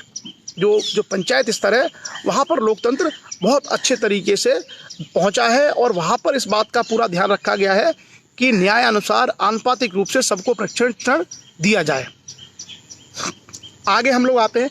मैं ये कह रहा हूँ कि जो लोग सवाल पूछ रहे हैं वो लोग थोड़ा सा धैर्य रखें, हम लोग चर्चा कर लें। मुझे लगता है सारे के सारे जो सवाल हैं आपके वो कवर होने जा रहे हैं, और कोई क्वेश्चन आपका अगर बचेगा तो उस क्वेश्चन की चर्चा हम लोग फिर कर लेंगे। पहले हम लोग ये चर्चा कर लें। मेरा नंबर चाहिए सोनू दुबे को, तो ये मेरा नंबर आप कोई कमेंट में इनको पर्सनल मैसेंजर पर भेज दीजिए। आगे है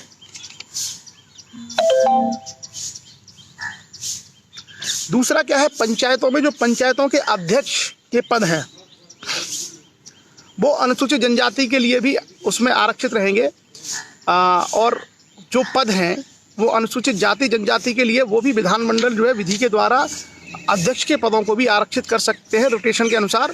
इसकी भी व्यवस्था संविधान में की गई है आर्टिकल 243D में। क्लियर? तो जैसे जिला पंचायत अध्यक्ष है, यह पद भी आरक्षित हो सकता है। ब्लॉक प्रमुख है, यह पद भी आरक्षित हो सकता है। इसके लिए भी अनुसूचित जाति जनजाति के लिए उसमें व्यवस्था की गई है संविधान में, और विधानमंडल को ये शक्ति है कि उन पदों को ऐसी रीति के अनुसार आरक्षण दे सकेंगे, उसको आरक्षित कर सकेंगे।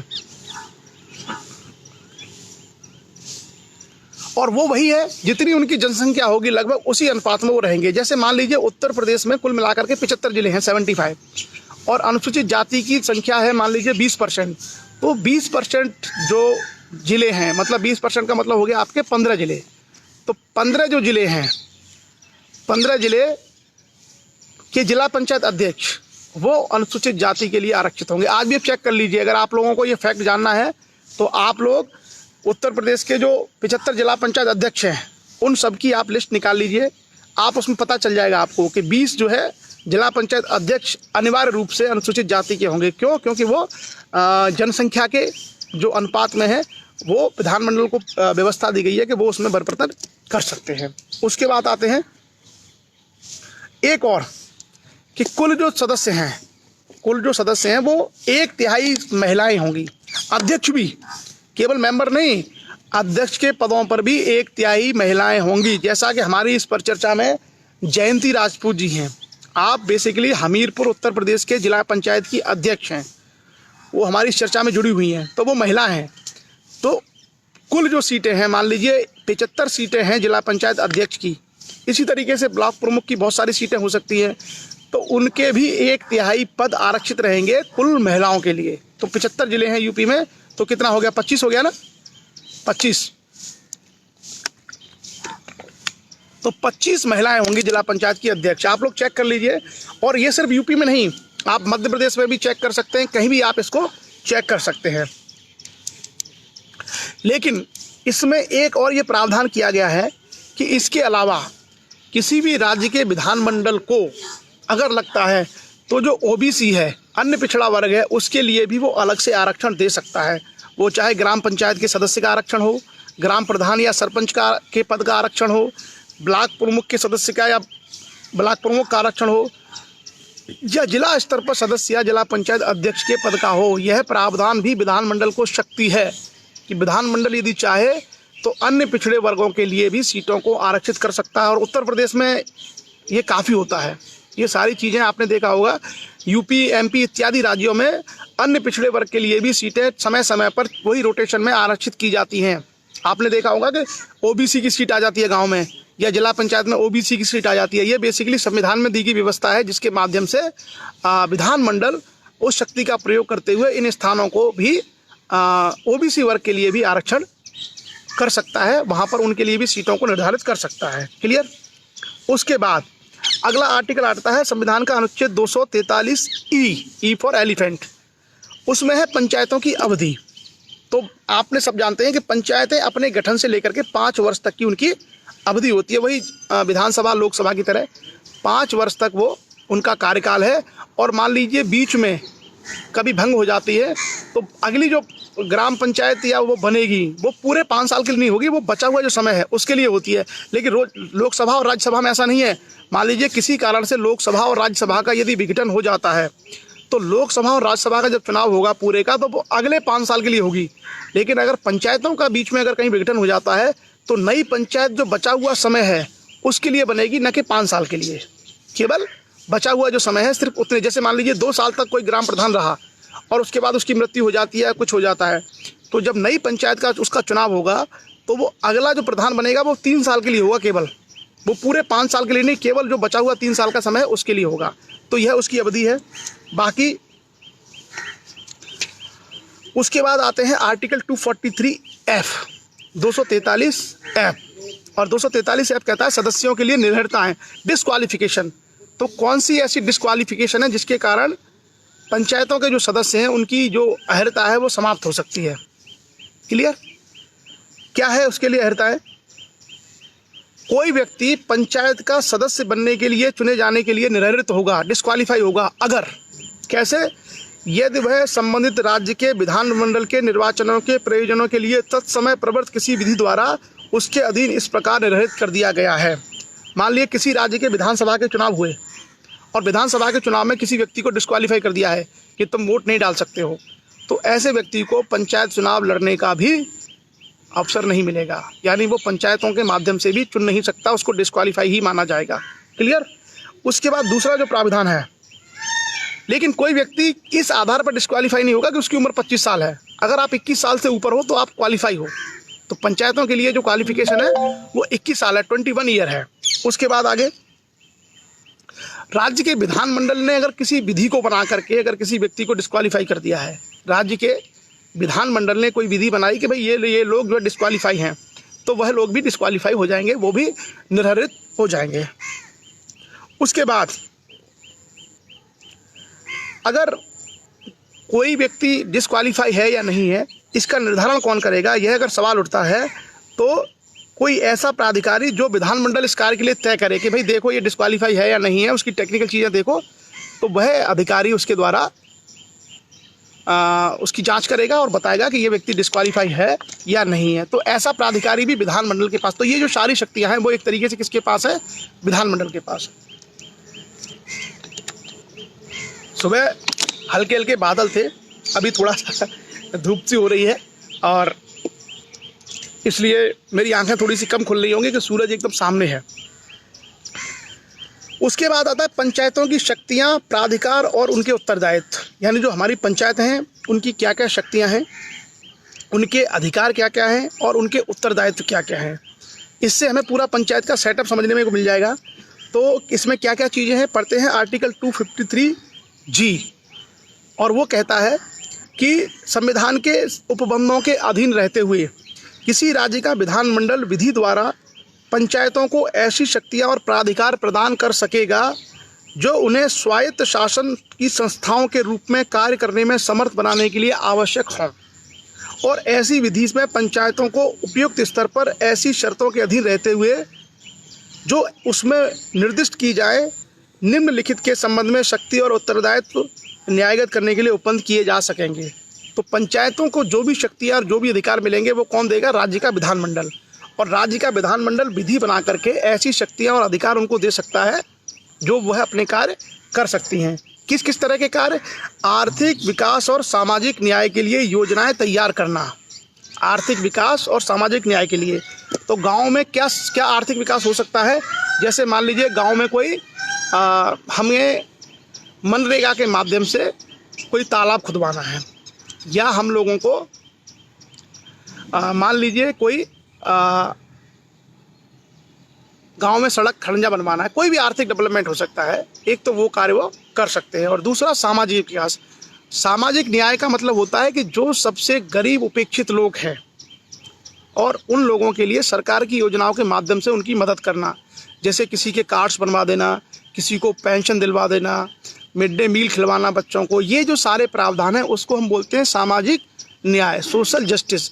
तो पंचायतें क्या क्या काम करेंगी, आर्थिक विकास का और सामाजिक न्याय का, मतलब अपने गांव ग्राम पंचायत का आर्थिक विकास करना और जो उपेक्षित समूह हैं उन उपेक्षित समूहों को सोशल जस्टिस प्रदान करना।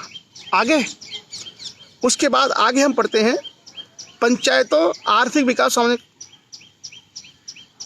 उसके बाद है आर्टिकल 243H, और 243H ये कहता है कि पंचायतों द्वारा कर अधिरोपित करने की शक्तियाँ और उनकी निधियाँ। तो पंचायतें कौन कौन से कर लगा सकती हैं, तो पंचायत अपने क्षेत्र में मान लीजिए कोई तालाब है, कोई इस तरह की चीज़ें हैं जो पंचायत के क्षेत्र में आती हैं, उसके संबंध में पंचायतों को राज्य के विधानमंडल द्वारा शक्ति दी जाती है कि वो अपने वहाँ पर टैक्स इत्यादि लगा सकती हैं और अपनी निधि इकट्ठा कर सकती हैं। मान लीजिए किसी ग्राम पंचायत के एरिया में कोई जंगल है किसी ग्राम पंचायत का, तो उस जंगल से मिलने वाली आमदनी भी उस ग्राम पंचायत की हो सकती है। ये सारे के सारे प्रावधान संविधान में किए गए हैं।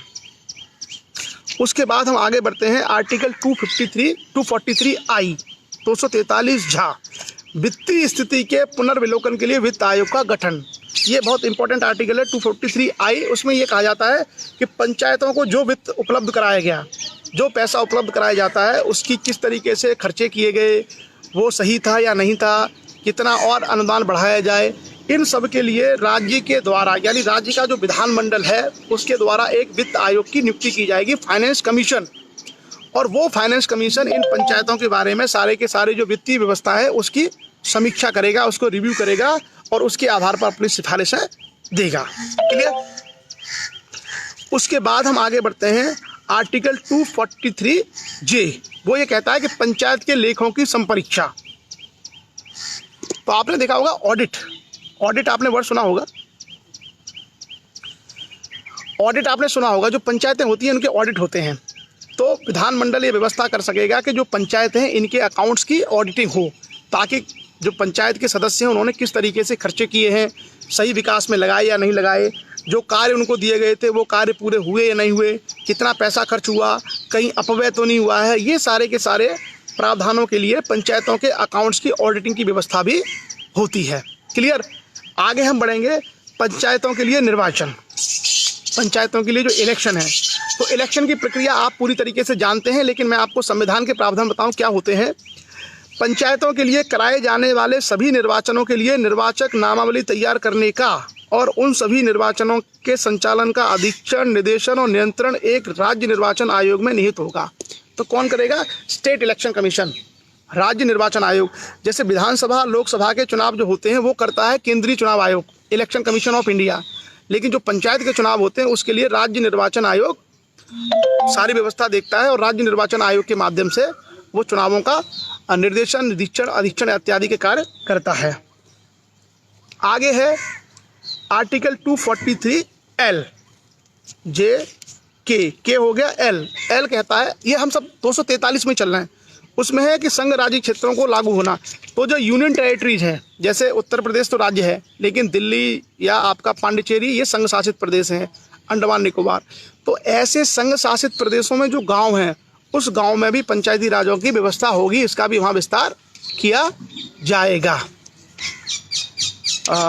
अच्छा, एक ये सवाल है कि जो पंचायती राज है, पंचायती राज व्यवस्था में चुनाव जीतने के लिए कितने वोट चाहिए? तो जो व्यक्ति सबसे ज़्यादा वोट लाएगा वो जीत जाएगा। जो भी व्यक्ति सबसे ज़्यादा वोट लाएगा वो जीत जाएगा। मान लीजिए जैसे 10 लोग चुनाव में खड़े हैं, तो 10 लोगों में जिसको सबसे ज़्यादा वोट मिलेंगे वो जीत जाएगा। देखिए कैसे कैसे चुनाव होता है। जैसे वही बिल्कुल विधानसभा की तरह जो विधायक का चुनाव होता है उसी तरीके से इसका भी चुनाव होता है। कैसे होता है? जैसे मान लीजिए एक गांव में 1000 लोग वोटर हैं कुल मिला के और 10 लोग चुनाव में खड़े हैं। एक गांव में 1000 वोटर हैं और 10 लोग ग्राम पंचायत के चुनाव के लिए खड़े हैं। तो एक आदमी को मिला 167 वोट, 167, ठीक है। एक को मिला 150, एक को मिला 140, एक को मिला 130, एक को मिला 90, एक को मिला 70, एक को मिला 60।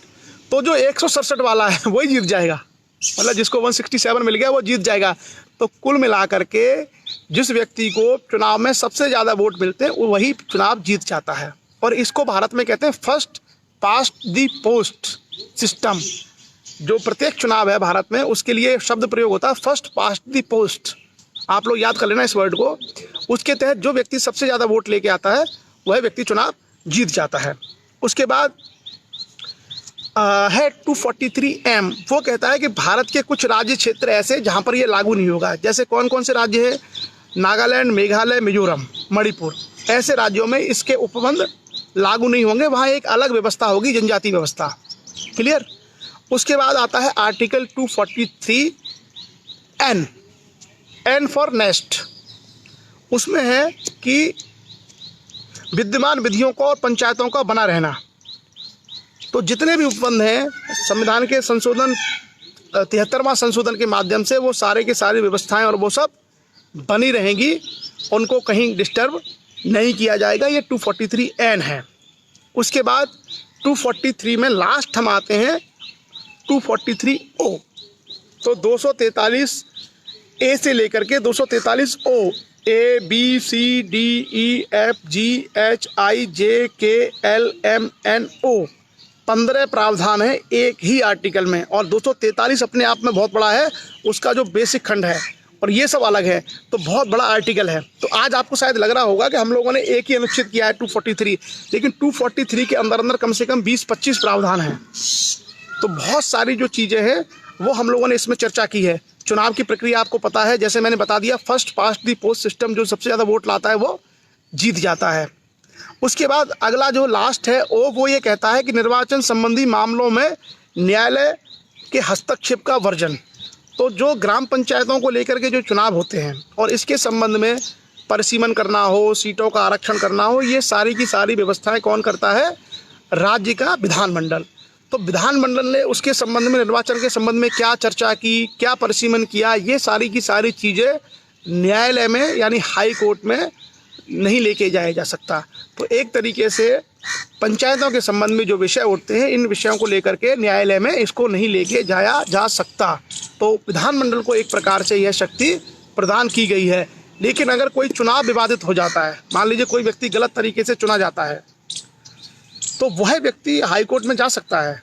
उसको लगता है कि किसी व्यक्ति ने फर्जी दस्तावेज बना करके गलत एफिडेविट दे दिया है और वो क्वालिफाई नहीं करता है, वो चुनाव लड़के चुनाव जीत गया है, तो जो हारने वाला व्यक्ति है वो जा करके उसके विरुद्ध हाई कोर्ट में केस कर सकता है और हाई कोर्ट उस सारे तथ्यों को भगा करके उस पर निर्णय कर सकता है और उसके चुनाव को अयोग्य करार दे सकता है।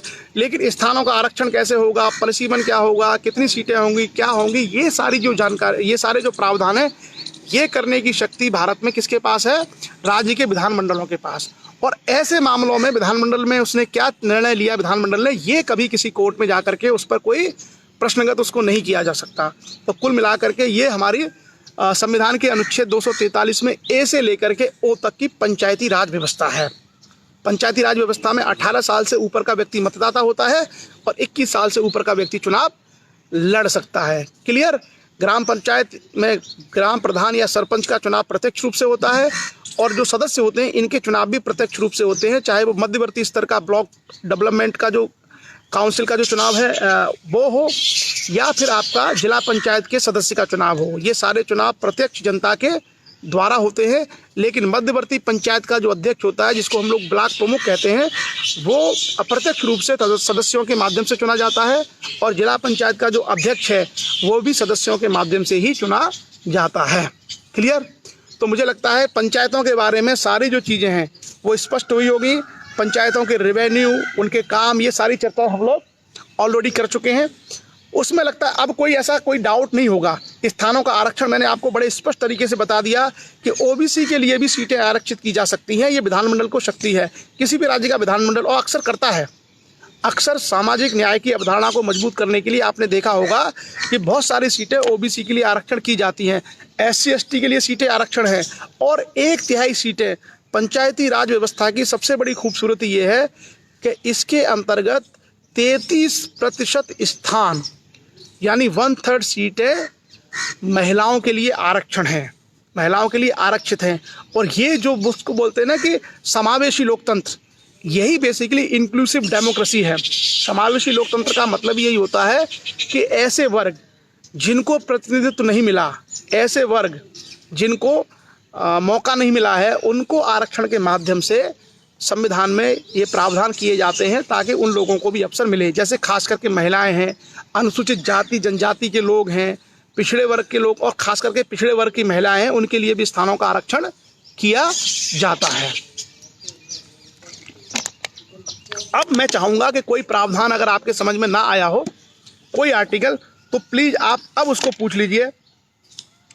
आर्टिकल 233 243 एम पूछा था सूर्य प्रताप ने। एम में ये प्रावधान है कि इस भाग के कतिपय क्षेत्रों का लागू न होना। कुछ क्षेत्र ऐसे हैं जैसे मणिपुर है, नागालैंड है, मिजोरम है, वहाँ पर इसके उपबंध लागू नहीं होंगे। वहाँ पर अपनी उनकी जो जनजातीय परिषद हैं, वो जनजातीय परिषद के अपने अलग चुनाव होते हैं, उसकी अलग एक व्यवस्था होती है। ये उपबंध है संविधान में।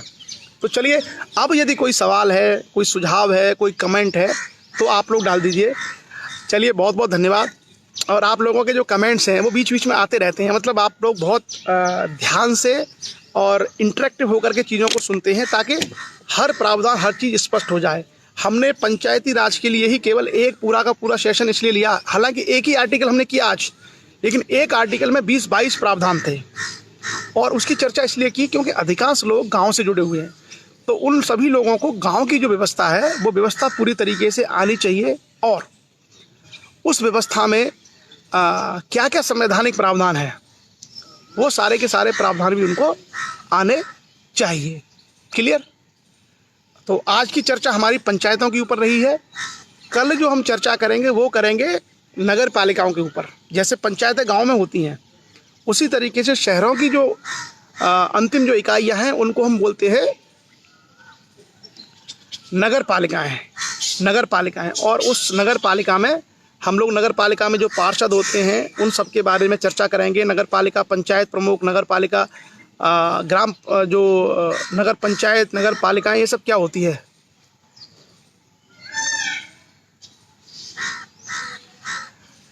अब दिनेश श्वेता सिंह जी का सवाल है कि जो जिला पंचायतें हैं वो केवल 75 हैं, लेकिन लोकसभा के क्षेत्र 80 हैं। तो लोकसभा का मतलब जिले से नहीं होता है, लोकसभा की अपनी एक सीमा होती है और परिसीमन आयोग लोकसभा की सीटों का निर्धारण करता है राज्य की जनसंख्या के आधार पर। उत्तर प्रदेश में जब उत्तराखंड अलग नहीं हुआ था तो उस समय 85 लोकसभा की सीटें थी और उत्तराखंड अलग होकर के 5 सीटें उत्तराखंड में चली गई थी। जनसंख्या के आधार पर सीटों का निर्धारण होता है और अभी 1971 की जनसंख्या के आधार पर ही ये चला आ रहा है। और आपने देखा होगा कि लोकसभा की जो सीट है वो केवल जिले तक सीमित नहीं होती है, उसमें 2 जिले के स्थानों को मिला करके भी सीट बन जाती है। कभी कभी आपने देखा होगा कि एक ही जिले में 2 सीटें हो जाती हैं। इसलिए उस व्यवस्था के अनुसार एग्जैक्ट जिला लोकसभा नहीं है, लोकसभा एक क्षेत्र है जिसमें कुछ जिलों के या एक जिले के क्षेत्र शामिल होते हैं। जबकि जो ग्राम पंचायतें हैं, ग्राम पंचायतों में जो जिला पंचायत है वो जिला पंचायत का संबंध उसी जिले से है। इसलिए इसमें जिले की परिभाषा दी गई है कि जिला वह है जो जिला आपका राज्य के अंतर्गत उसको जिला कहा गया हो। तो इसलिए जिला पंचायत अलग व्यवस्था है और लोकसभा अलग व्यवस्था है। जैसे उदाहरण के तौर पर मैं आपको बताऊं, आगरा एक जिला है, पूरे आगरा जिले में एक ही जिला पंचायत का अध्यक्ष हो सकता है। लेकिन आगरा के अंतर्गत 2 लोकसभा क्षेत्र हैं, एक आगरा प्रॉपर लोकसभा क्षेत्र है और एक फतेहपुर लोकसभा। जैसे आपने देखा कि एक जिले में 2 लोकसभाएं हो सकती हैं। कभी कभार आपने देखा होगा कि 2 जिलों की सीमाओं को मिलाकर के भी 2 जिलों के क्षेत्रों को मिलाकर के भी एक लोकसभा क्षेत्र बन जाता है। क्लियर, स्पष्ट। तो मुझे लगता है अब कोई और सवाल हो आपका तो आप वो सवाल पूछ सकते हैं। और लगभग समय से हमने अपना सेशन पूरा कर लिया और चलिए कविता की तरफ बढ़ेंगे अब हम लोग। कोई भी सवाल अगर आपका है।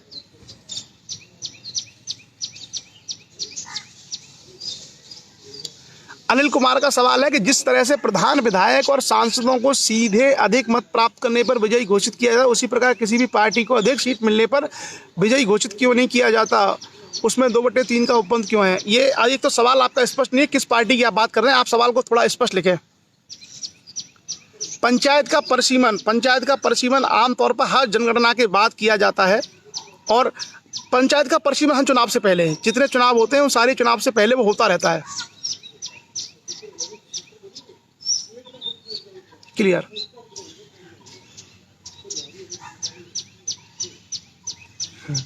चलिए देखिए, ग्राम प्रधान का चुनाव लड़ने के लिए, विधानसभा का चुनाव लड़ने के लिए, लोकसभा का चुनाव लड़ने के लिए कोई शैक्षिक योग्यता का प्रावधान नहीं है। लेकिन बीच में किया था, जैसे बीच में हमने देखा था कि राजस्थान में कहा था कि मैट्रिक पास कम से कम होना चाहिए। क्या पंचायत के लिए योग्यता मैट्रिक पास। कुछ राज्यों ने, इसमें क्या है कि ये योग्यता निर्धारण करने का कार्य राज्य विधानमंडल का है। राज्य विधानमंडल चाहे तो इसके संबंध में प्रावधान बना सकता है, लेकिन एज सच संविधान में शैक्षणिक योग्यता का कोई प्रावधान नहीं है। जनप्रतिनिधि बनने के लिए आप ग्राम प्रधान से लेकर के प्रधानमंत्री तक किसी भी चुनाव में लड़ सकते हैं, बिल्कुल भी आप पढ़े लिखे नहीं है तो उसमें कोई प्रावधान नहीं था। अब राज्य कर सकता है, राज्य का विधानमंडल यदि चाहे तो किसी राज्य के लिए बना सकता है कि भाई हमारे राज्य में सरपंच बनने के लिए या प्रधान बनने के लिए कम से कम मैट्रिक या ग्रेजुएशन होनी चाहिए। लेकिन संविधान में मूल रूप से इसके लिए कोई एजुकेशनल क्वालिफिकेशन नहीं है। लोकवंत सिंह का कहना है कि प्रधान को कैसे हटाया जा सकता है। प्रधान को हटाने के लिए अगर ग्राम पंचायत के जो सदस्य हैं, जो प्रधान की एक जो ग्राम पंचायत होती है उसके मेंबर अगर प्रस्ताव लेके आते हैं, वो प्रस्ताव यदि पारित हो जाता है तो ऐसे में उसको हटाया जा सकता है। लेकिन बहुत जटिल प्रक्रिया है, इतना आसान नहीं है। जिला पंचायत की कार्यप्रणाली, जैसे मैंने बताया कि जिला पंचायत की कार्यप्रणाली क्या होती है कि विधानमंडल की विधियों के तहत विकास कार्य कराना और आर्थिक विकास के कार्य कराना, सामाजिक न्याय की जो योजनाएं हैं उन योजनाओं को पूरा करना उनका काम होता है। कई बार आपने देखा होगा कि आपके जो जिला पंचायत के मेंबर्स होते हैं या अध्यक्ष होते हैं वो कई जगह पर सड़कें बनवाते हैं, तमाम इस तरह के कार्य, तालाब खुदवाना, ये सारे काम वो करवाते हैं। वीरेंद्र लोधी अमेठी का सवाल है अलग से, कहीं भी कर सकते हैं। अगर कोई विकास कार्य कर नहीं रहा है तो आप एसडीएम को कंप्लेंट कर सकते हैं उसकी, लेकिन वो जनप्रतिनिधि है, प्रधान जनप्रतिनिधि है। आप जानते हैं लोकतंत्र में जो जनप्रतिनिधि होते हैं उनके पास सबसे ज़्यादा पावर होती है और विशेषाधिकार होते हैं। जिला पंचायत की कार्यप्रणाली मैंने आपको बता दी। कोई और सवाल कोई और आपका रहता है तो मुझे आप लिख सकते हैं, नहीं तो हम लोग आएंगे इस सेशन के अंतिम चरण में और हम लोग कविता की बात करेंगे। यशपाल सिंह ने कहा है कि पंचायत का आरक्षण कैसे मालूम करें। पंचायत के चुनाव से पहले उसकी लिस्ट आ जाती है और वो राज्य विधानमंडल का कार्य है, वो हमारा कार्य नहीं है। हाँ, कुछ कुछ राज्य प्रावधान करते हैं कि हमारे यहाँ पंचायतों के लिए इतनी योग्यता होनी चाहिए। क्लियर? आरटीआई सब में लगता है, आरटीआई के माध्यम से हम सब जगह पूछते हैं। आरटीआई हर चीज़ में, ग्राम पंचायत, अब तो लोग प्रधानमंत्री कार्यालय में आरटीआई भेजते हैं। आरटीआई हर जगह इस्तेमाल होता है, केवल जजों इत्यादि के कुछ मामलों को छोड़ करके। क्लियर? और कोई? अभिषेक गुप्ता जी ने पूछा है कि विधायक और सांसद में क्या अंतर होता है। अभिषेक जी, जो विधानसभाएं होती हैं यानी जो राज्य की सरकारें होती हैं, राज्य की सरकारों में विधानसभा का पद होता है एमएलए, उसका चुनाव जनता के द्वारा होता है और वो राज्य विधानसभा का सदस्य बनकर के विधानमंडल का हिस्सा बनता है। उसी प्रकार से जो भारत में संघीय व्यवस्था है जिसमें हम संसद देखते हैं, संसद का जो सदस्य होता है उसको हम लोग सांसद बोलते हैं और वो चुन करके जब जाता है तो वो संसद में जा करके प्रतिनिधित्व करता है। सांसद का पद विधायक के पद से बड़ा होता है और काफ़ी बड़े एरिया में होता है। एक सांसद के क्षेत्र में 4, 5, 6 विधायक हो सकते हैं। क्लियर? गांव सभा ग्राम पंचायत का अंतर क्लियर हो गया। आप लोग इस तरह के सवाल मत करिए कि ग्राम प्रधान काम नहीं करता है तो उसकी कंप्लेंट कहाँ की जाए, आरटीआई कहाँ डाली जाए। ये आपका काम है, आप देखिए। हमारा काम है संविधान को पढ़ना, संविधान में क्या क्या व्यवस्थाएं दी हुई हैं। क्लियर? चलिए, तो मुझे लगता है आपके जो ज़्यादातर सवाल है वो क्लियर है। सभी क्वेश्चंस को हम लोगों ने लगभग टैकल किया है, कोई इस तरह की चीज़ें हमारे नहीं है। तो अब हम लोग कविता की तरफ आते हैं और आप लोग फिर भी थोड़ा थोड़ा पढ़ते रहिए ताकि संवैधानिक व्यवस्था आपको पता चलती रहे। आज हम लोग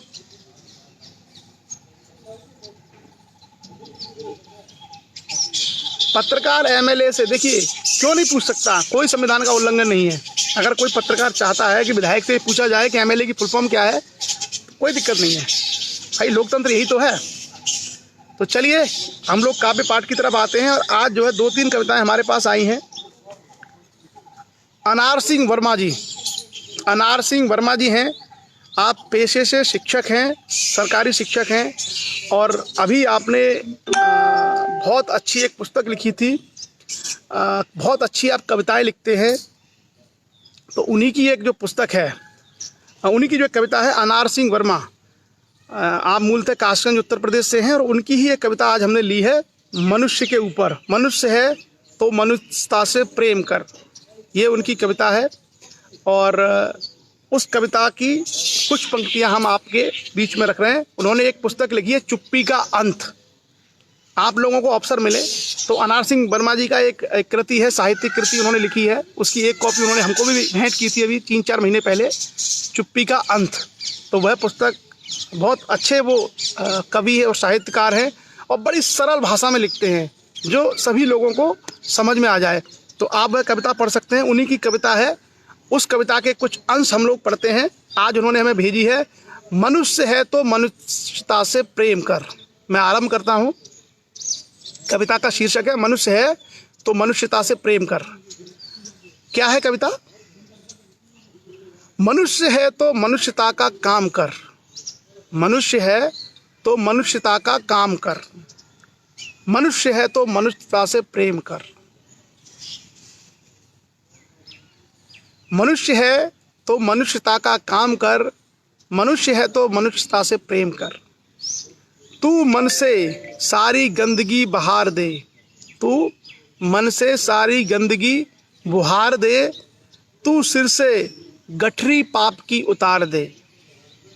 तू मन से सारी गंदगी बुहार दे, तू सिर से गठरी पाप की उतार दे, तू जिंदगी का प्रेम से श्रृंगार कर, तू जिंदगी का प्रेम से श्रृंगार कर।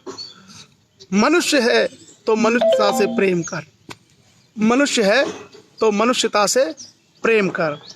बेजोड़ है ये जिंदगी तू जान ले, बेजोड़ है ये जिंदगी तू जान ले। हाँ दौड़ है ये जिंदगी तू दौड़ ले, बेजोड़ है ये जिंदगी तू जान ले।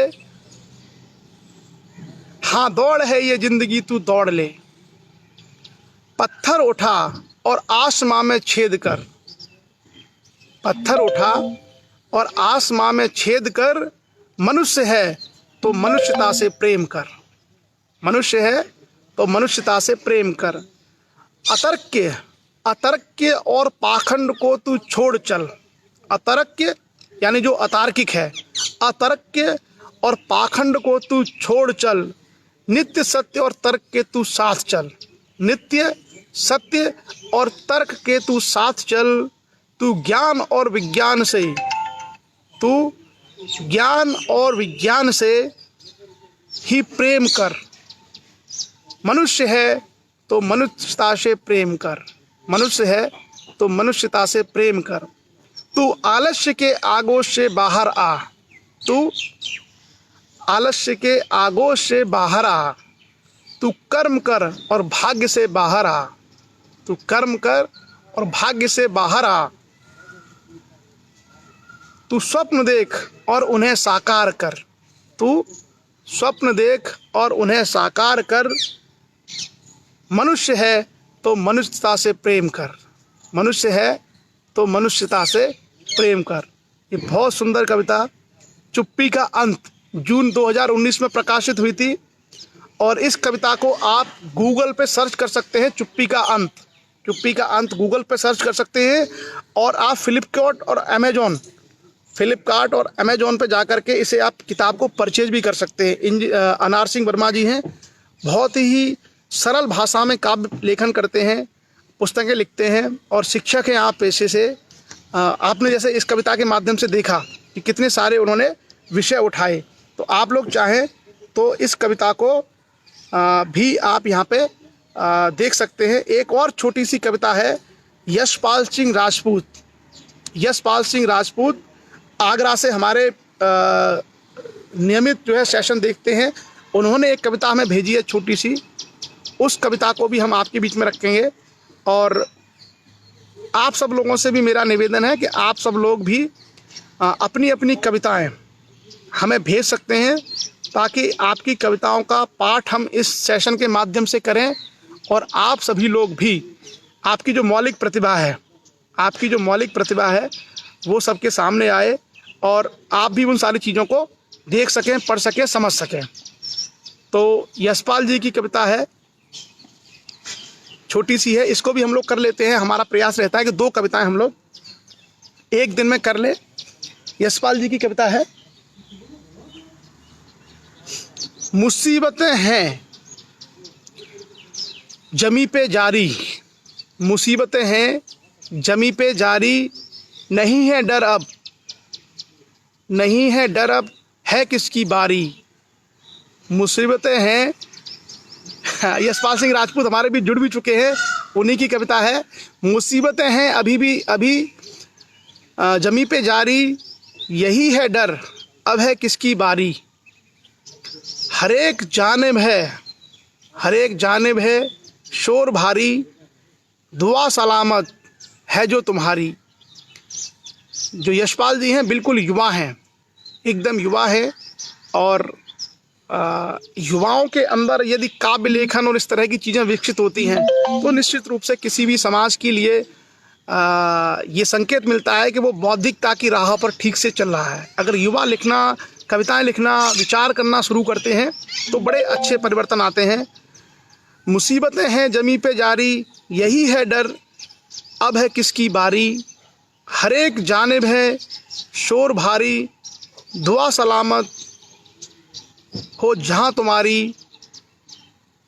कि एक मुद्दत के बाद उसने पाए ये उल्फत को ऐसा भेजा, एक मुद्दत के बाद उसने पयाम ए उल्फत को ऐसा भेजा। कुछ उर्दू शब्दों का भी प्रयोग इसमें किया गया है, आप लोग समझ लीजिए। नहीं समझ में आए तो यशपाल जी इस चर्चा में जुड़े हुए हैं, उनसे पूछ लीजिए कि इसका मतलब क्या है भैया। सुनो तुम्हें है कसम हमारी कि घर से बाहर कदम न रखना। सुनो तुम्हें है कसम हमारी कि घर से बाहर कदम न रखना। कोरोना संकट के लिए बहुत सुंदर संदेश। परिंदे आकाश छूने वाले दुबक के बैठे हैं जानते हैं। परिंदे आकाश छूने वाले दुबक के बैठे हैं जानते हैं। कोरोना रूपी खड़ा शिकारी, कोरोना रूपी खड़ा शिकारी कि घर से बाहर कदम न रखना, कि घर से बाहर कदम न रखना। कि घर के मुखिया की जिम्मेदारी, घर के मुखिया की जिम्मेदारी, फिर इन्होंने मेरा नाम भी लिख दिया है, निभा रहे हैं। कि घर से बाहर कदम न रखना शान लोधी बता रहे हैं। हमारी जानिब या तेरी जानिब कहर न जाने किधर से आए। हमारी जानिब या तेरी जानिब कहर न जाने किधर से आए। यही है डर अब है किसकी बारी कि घर से बाहर कदम न रखना, कि घर से बाहर कदम न रखना। सिपाही डॉक्टर सफाई कर्मी रखे हथेली पे जान अपनी। सिपाही डॉक्टर सफाई कर्मी रखें हथेली पे जान अपनी। बता रहे सबको जिम्मेदारी कि घर से बाहर कदम न रखना, कि घर से बाहर कदम न रखना। फिज़ा ने ऐलान कर दिया है, फिज़ा ने ऐलान कर दिया है न कोई अब दरमियान आए। फिज़ा ने ऐलान कर दिया है कि न कोई अब दरमियान आए। भले ही राजा हो या भिखारी घर से बाहर कदम न रखना, घर से बाहर कदम न रखना। बहुत सुंदर पंक्तियाँ यशपाल राजपूत जी आगरा से हमारे बीच। और आप सभी लोग इसी तरीके से अपनी कविताएं भेजते रहिए। और कविताओं के अलावा अगर किसी के पास कोई विचार है, कोई सिद्धांत है, कोई थ्योरी है, वह भी आप भेज सकते हैं। उस पर भी मंथन करके हम लोग उसको भी आपके बीच में रखेंगे। इससे हमारी जिज्ञासा बढ़ेगी, पढ़ने लिखने की प्रवृत्ति बढ़ेगी, चीज़ों को हम लोग बेहतर तरीके से जान पाएंगे। तो आप सभी लोग चाहे अपने विचार हों, चाहे अपनी कविताएं हों, या कोई भी इस तरह की चीज़ें अगर आपके जहन में आती हैं तो आप वो लिख करके हमें भेज सकते हैं। और हम कोशिश करते हैं कि 1 या 2 लोगों की कविताएं प्रतिदिन हम लोग इसमें शामिल करें, और जिसके माध्यम से हम सब लोग एक दूसरे की जो अंदर छुपी प्रतिभाएं हैं वो भी समाज के सामने रख पाएँ। तो चलिए, बहुत बहुत धन्यवाद। और मुझे लगता है हमारा सेशन का जो समय है वो भी काफ़ी हो गया, 9:10 होने जा रहे हैं। तो लगभग 1.25 घंटे का हमारा ये सेशन, जिसमें हमने ग्राम पंचायतों के बारे में, पंचायती राज के बारे में सारी चीज़ें जानी, और कविताओं के माध्यम से आप सब लोगों की अभिव्यक्तियों को भी समाज के सामने रखा। चलिए, तो आज का सेशन बस यहीं पर हम लोग समाप्त करने की अनुमति चाहेंगे। आप सभी लोग इस पर चर्चा में जुड़े, अपना बहुत महत्वपूर्ण समय सभी लोगों ने दिया, और कई सारे सवाल, कई सारे कमेंट्स में आपने रखे, जिसके माध्यम से हम लोगों ने एक दूसरे की जो नॉलेज है, जो ज्ञान है, उसमें अभिवृद्धि की। जिज्ञासाएं हमारी बढ़ी। निचले स्तर पर, जो सबसे निचले स्तर पर ग्रामीण सामाजिक व्यवस्था है, जिसमें लोकतांत्रिक सिस्टम है, उसको जानने का हम लोगों ने प्रयास किया। और आगे भी हम लोग इसी प्रकार से निरंतर चीज़ों को करते रहेंगे। अनार सिंह जी, बहुत बहुत शुभकामनाएं आपको, बहुत बहुत बधाई। कल हम लोग नगर पालिकाओं के बारे में पढ़ेंगे। तो आज का हमारा टॉपिक था गांव के लिए जो ग्रामीण परिवेश में क्या व्यवस्था है। कल हम लोग देखेंगे शहरी परिवेश में जो नगरीय परिषद होते हैं, नगर में पंचायतें हैं, नगर पालिकाएँ हैं, नगर निगम है, उनमें क्या क्या व्यवस्थाएं होती हैं। और जो लोग शहरों में रहते हैं, जिनका सभासद, पार्षद बनने का, या नगर पंचायत या जिला नगर पालिका का चुनाव लड़ने की ख्वाहिश होती है, उसकी चर्चा हम लोग कल करेंगे। तो चलिए, आज की इस पर चर्चा को विराम देते हैं। सोनू दुबे को मेरा नंबर चाहिए, प्लीज़ कोई सोनू दुबे को मेरा नंबर दे दीजिए। इनका कोई सवाल या कोई इनकी क्वेरी होगी तो फिर ये मुझे भेज देंगे। आप सभी लोग इस पर चर्चा में जुड़े और बहुत अच्छे तरीके से आपने सहभागिता की, उसके लिए पुनः आप सभी लोगों का आभार। आप सभी का दिन शुभ हो। आज के लिए बस इतना ही। जय हिंद।